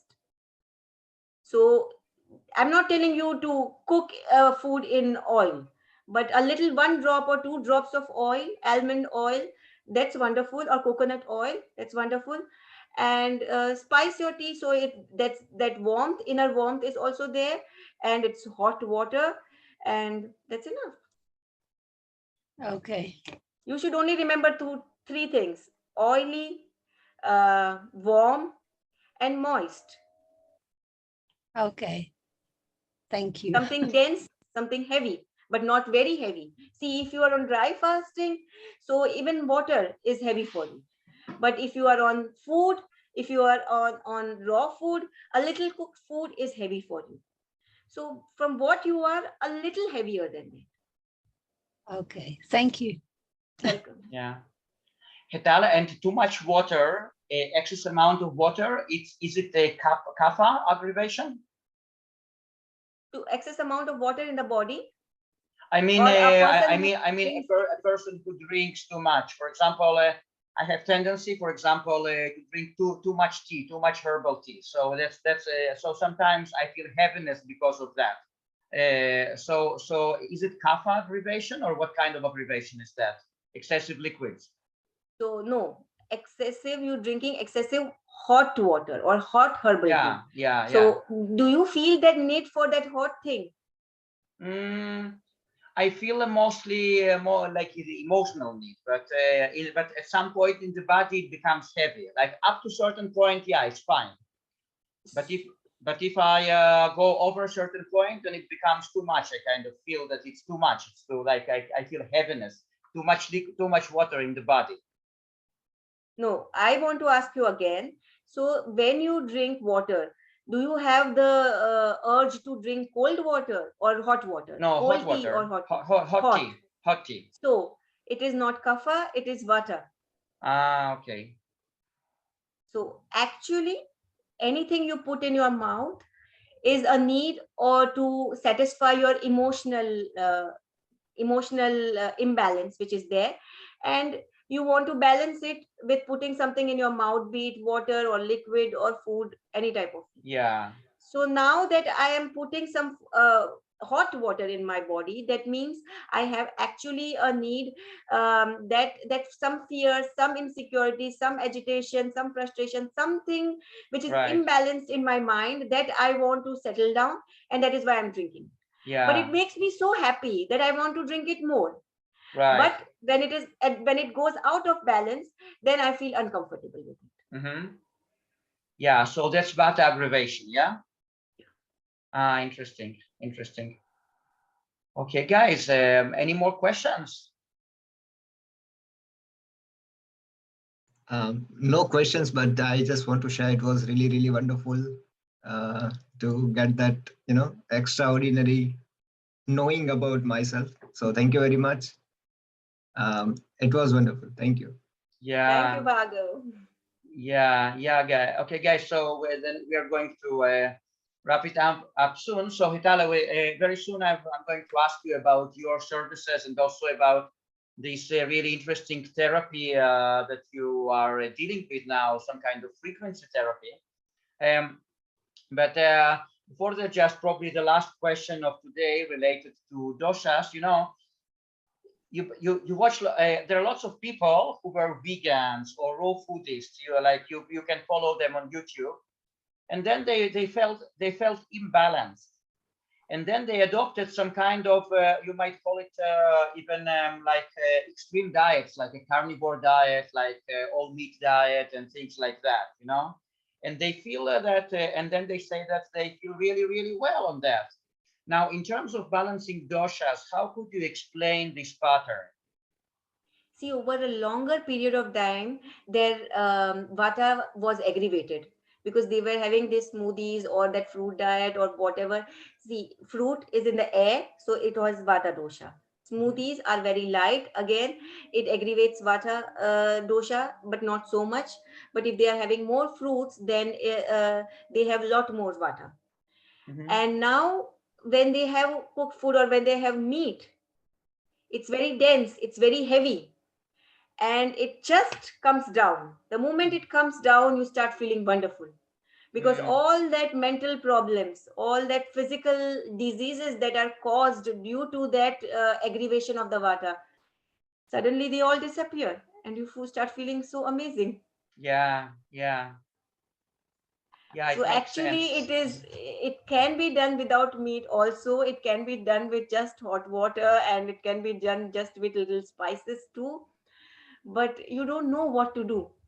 And whatever you find the best, you do at that time. And when you Yeah. feel amazing with that, you stick to that. Right, right. Wow. Very So interesting. I'll just give you an example. The moment, when you are too much restless and too much fearful, like before an exam or before a submission of a report or something very important in your life, Yes. you have this restlessness, and either you drink water, it doesn't go with water, then suddenly you start eating something sweet.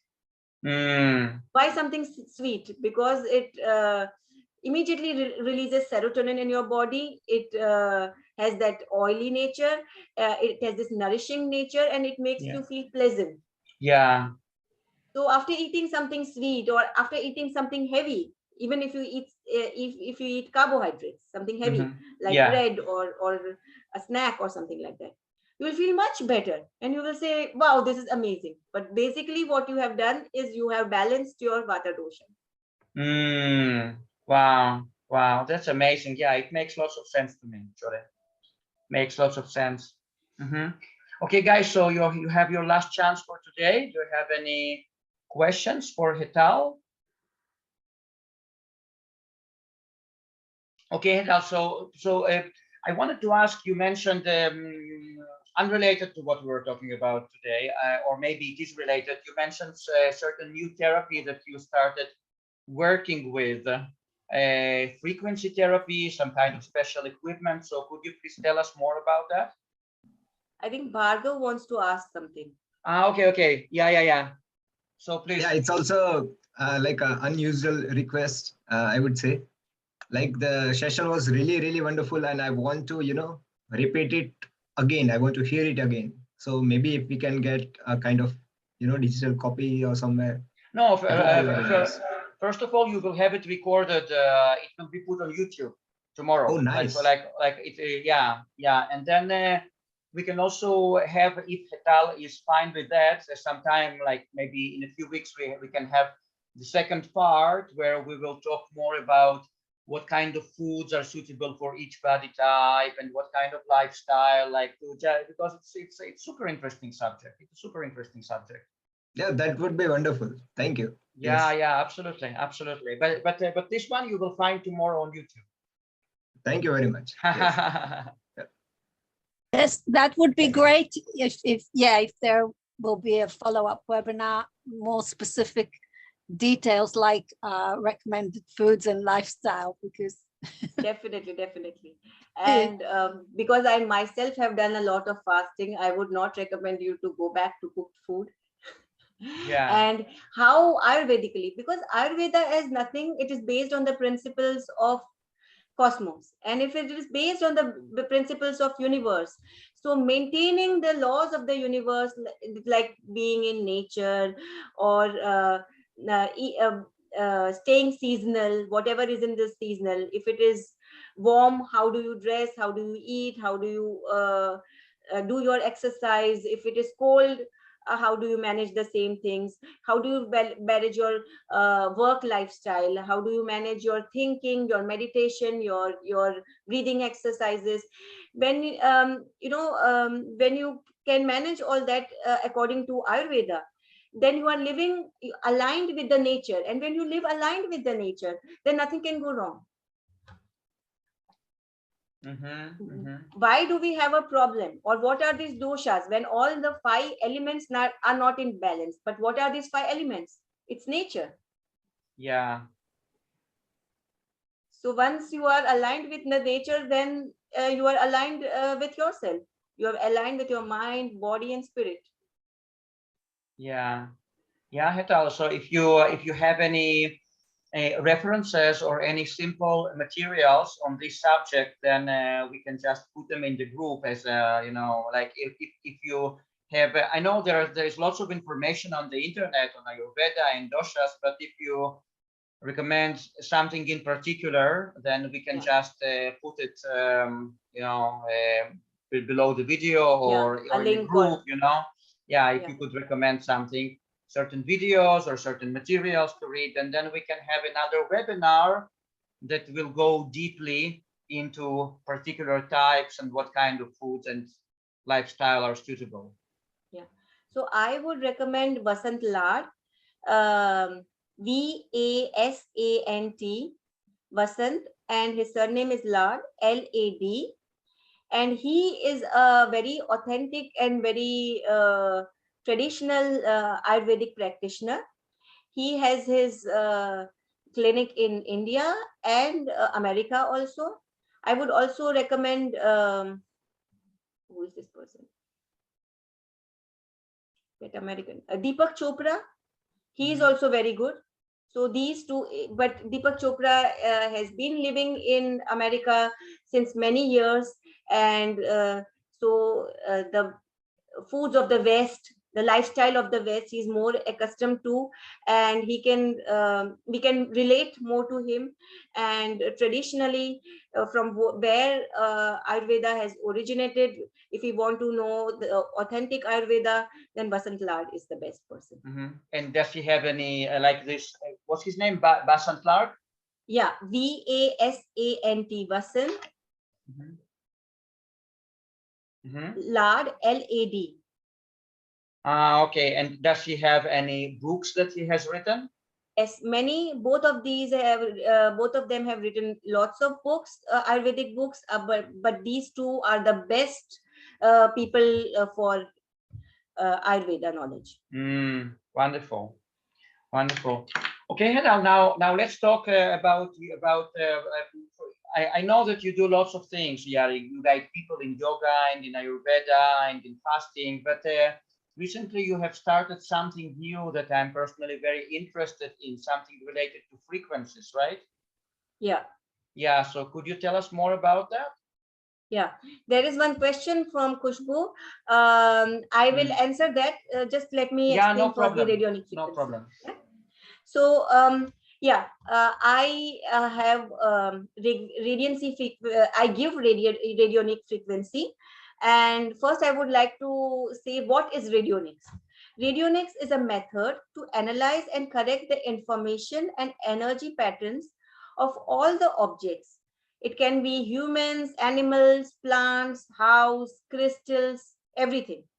Because everything, what you can see, feel as energy. Everything that exists in this world contains invisible energy field or that electromagnetic field around itself. These can be read out radionically by radionic frequency software and corrected by balancing or eliminating the disturbances to the desired energetic state. We have the physical body, the mental body, the emotional body, and the spiritual body. The subtle bodies, like the mental, emotional, and spiritual body energies, react to the information we absorb and reflect daily throughout the day with what we see, what we feel and think and perceive, and thus affecting our physical body. We humans automatically and unconsciously keep shaping ourselves and our environment with our thoughts in every moment. So how does this radionic frequency work now? It's actually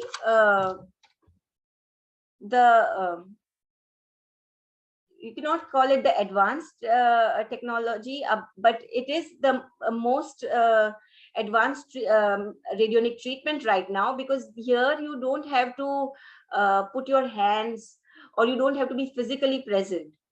It has a major advantage that a person, animal, or plant to be analyzed does not have to be present. A photo of a person is an energy connection that's sufficient enough to enable an energy connection with the person or the test object.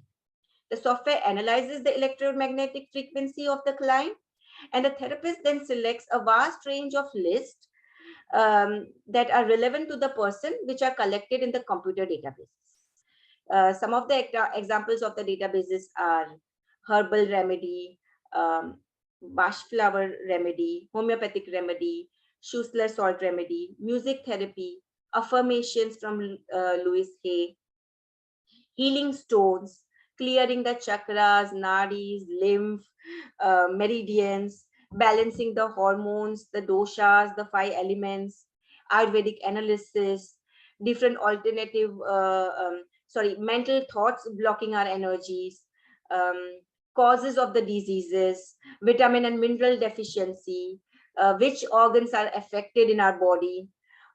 Also cleaning the house energy, yoga exercises recommended. So there are lots of databases which you can choose, which you feel this, I need to know this, I need to know this. I give 1 hour time, and in 1 hour, all that you need to check.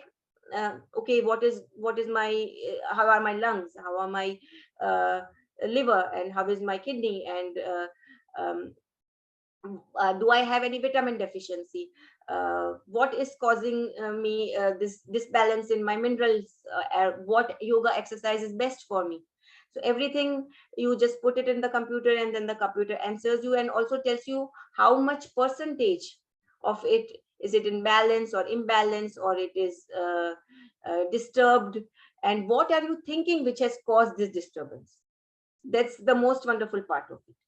The software then uses the resonance analysis to determine all the possible past, present, and even future disorders present in the energy field. Because any disorder in your first energy field, that is the aura or your electromagnetic field, comes 6 months before it comes in your physical body. So if you know that, or you can take steps to balance that, or manage that, or heal or eliminate that before it comes into your physical body. The information that the client is supposed to receive is converted into radionic rates, that is column of numbers, and these numbers are then transmitted to the client mentally as a long distance transmission. So I give basically a 15-day frequency for 360 hours, 24 hours without any break, with a daily follow-up and consultation. The consultation helps the client to be more aware of his thoughts and how to live, feel, and think more in terms of energy. This helps the client to break the existing thinking pattern which caused the disease in the first place, or disturbance in their energetic state. And I give them small exercises to cultivate their energy according to how they are feeling and align with their true nature. This helps them to be more independent in understanding their mind and body effectively and correcting it themselves with conscious awareness. So many of the people take radionic frequencies, but they keep on doing it again and again because, yeah, these frequencies make me feel better, and they give me energy. But what without the frequency? So why do you need frequency? So frequency will help you, your whole energy system and your whole organs, energy of all the organs and every part of your body in balance. But once it is balanced, if you don't change your thinking pattern, if you don't change your lifestyle, then again you will be following the same cycle. Then again you will need frequency, and not still again, and you will not come out of that problem. So my consultation is very important, which helps you to break that cycle, become more aware of yourself, and start thinking for yourself and change that lifestyle.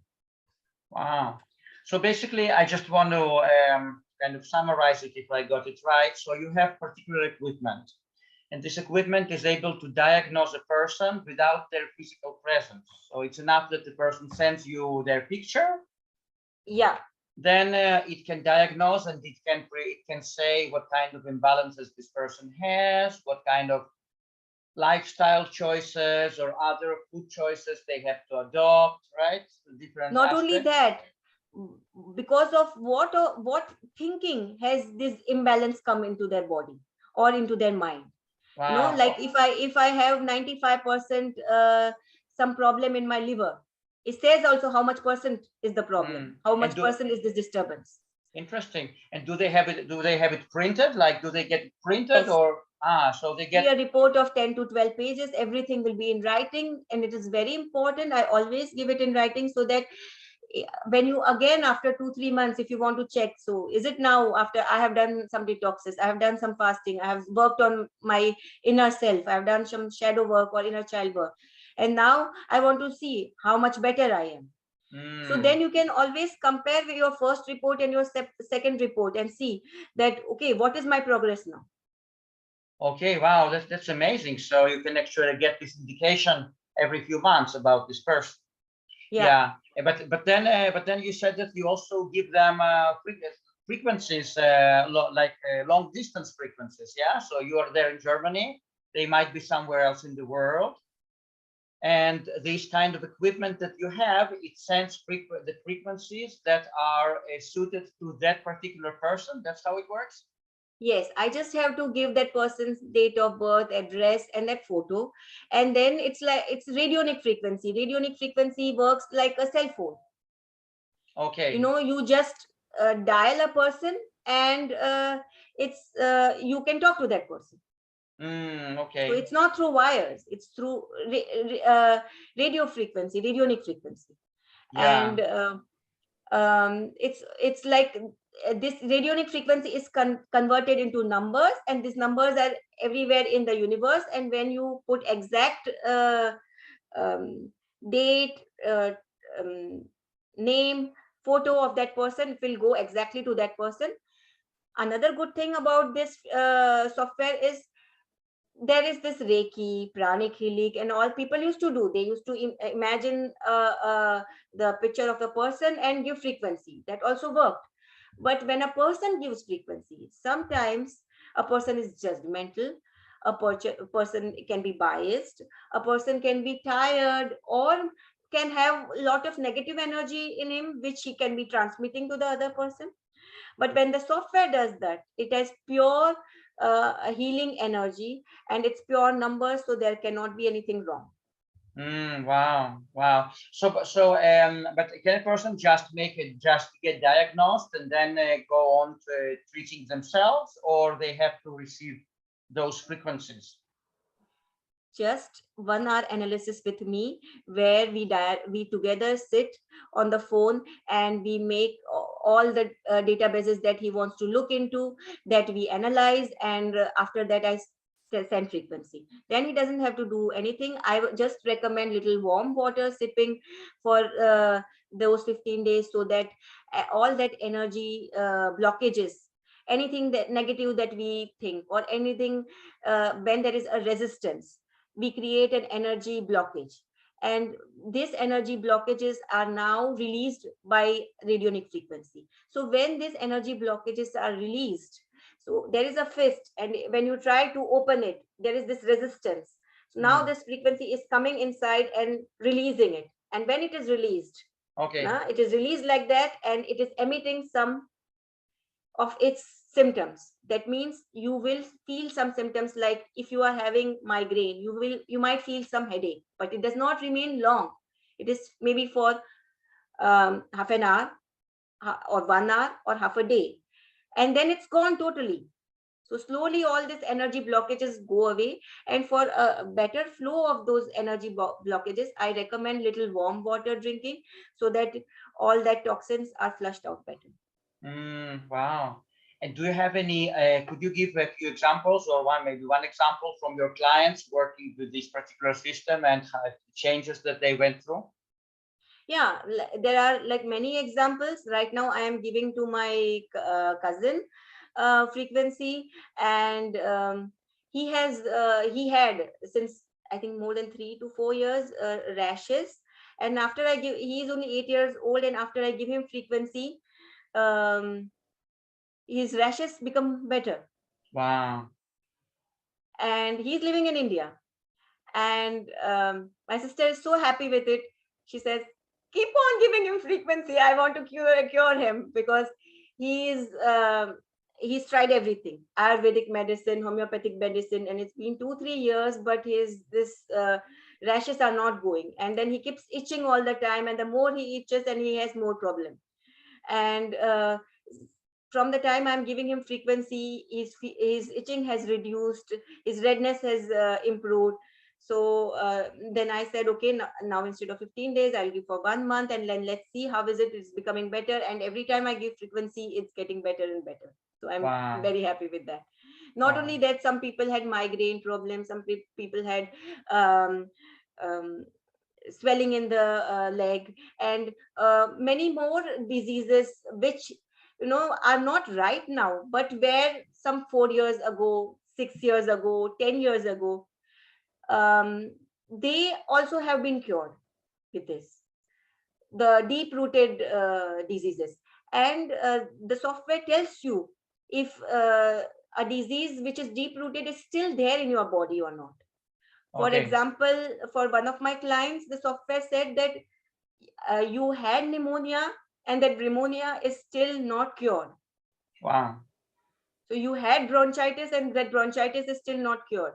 And in my personal case, I had always, when I walk more, because when we are fasting, we walk a lot, and I walk for 2 hours and 3 hours, and immediately I have the sides of my legs here.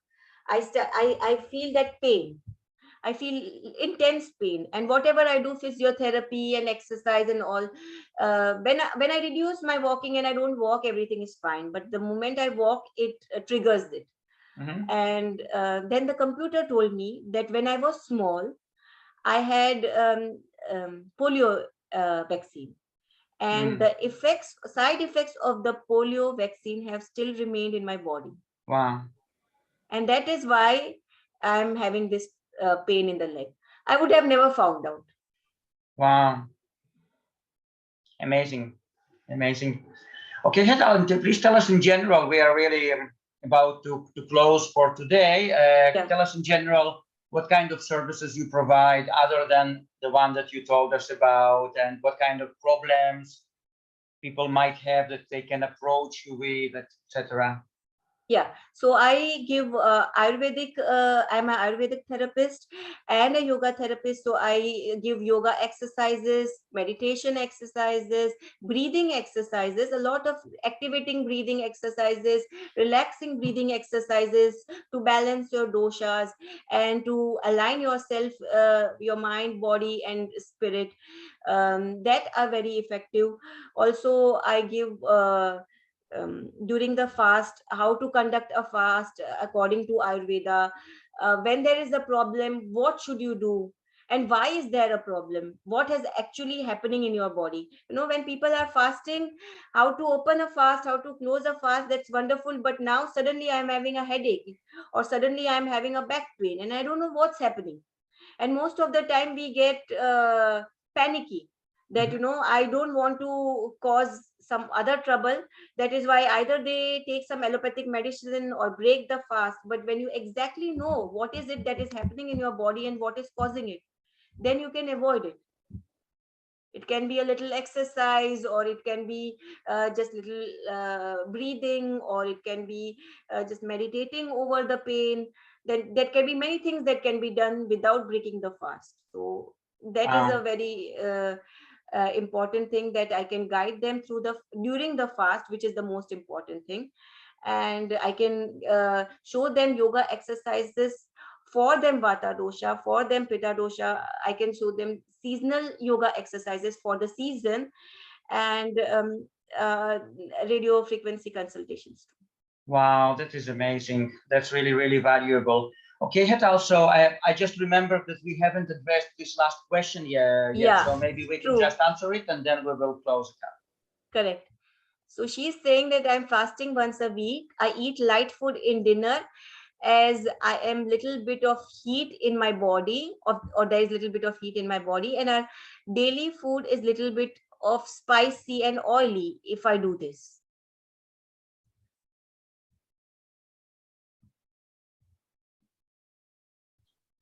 If I do this, will it impact on my dosha? So she says she fasts once a week, and she has light food for dinner, but her daily but she feels a little heat in the body, and her daily food is a little bit spicy. So what should she do? Okay. I still didn't get the answer. Did you get the question, Arik? Let's see. So maybe she's here. No, Khushbu Khushbu? must have slept because it's 12 o'clock, night 12 o'clock in India.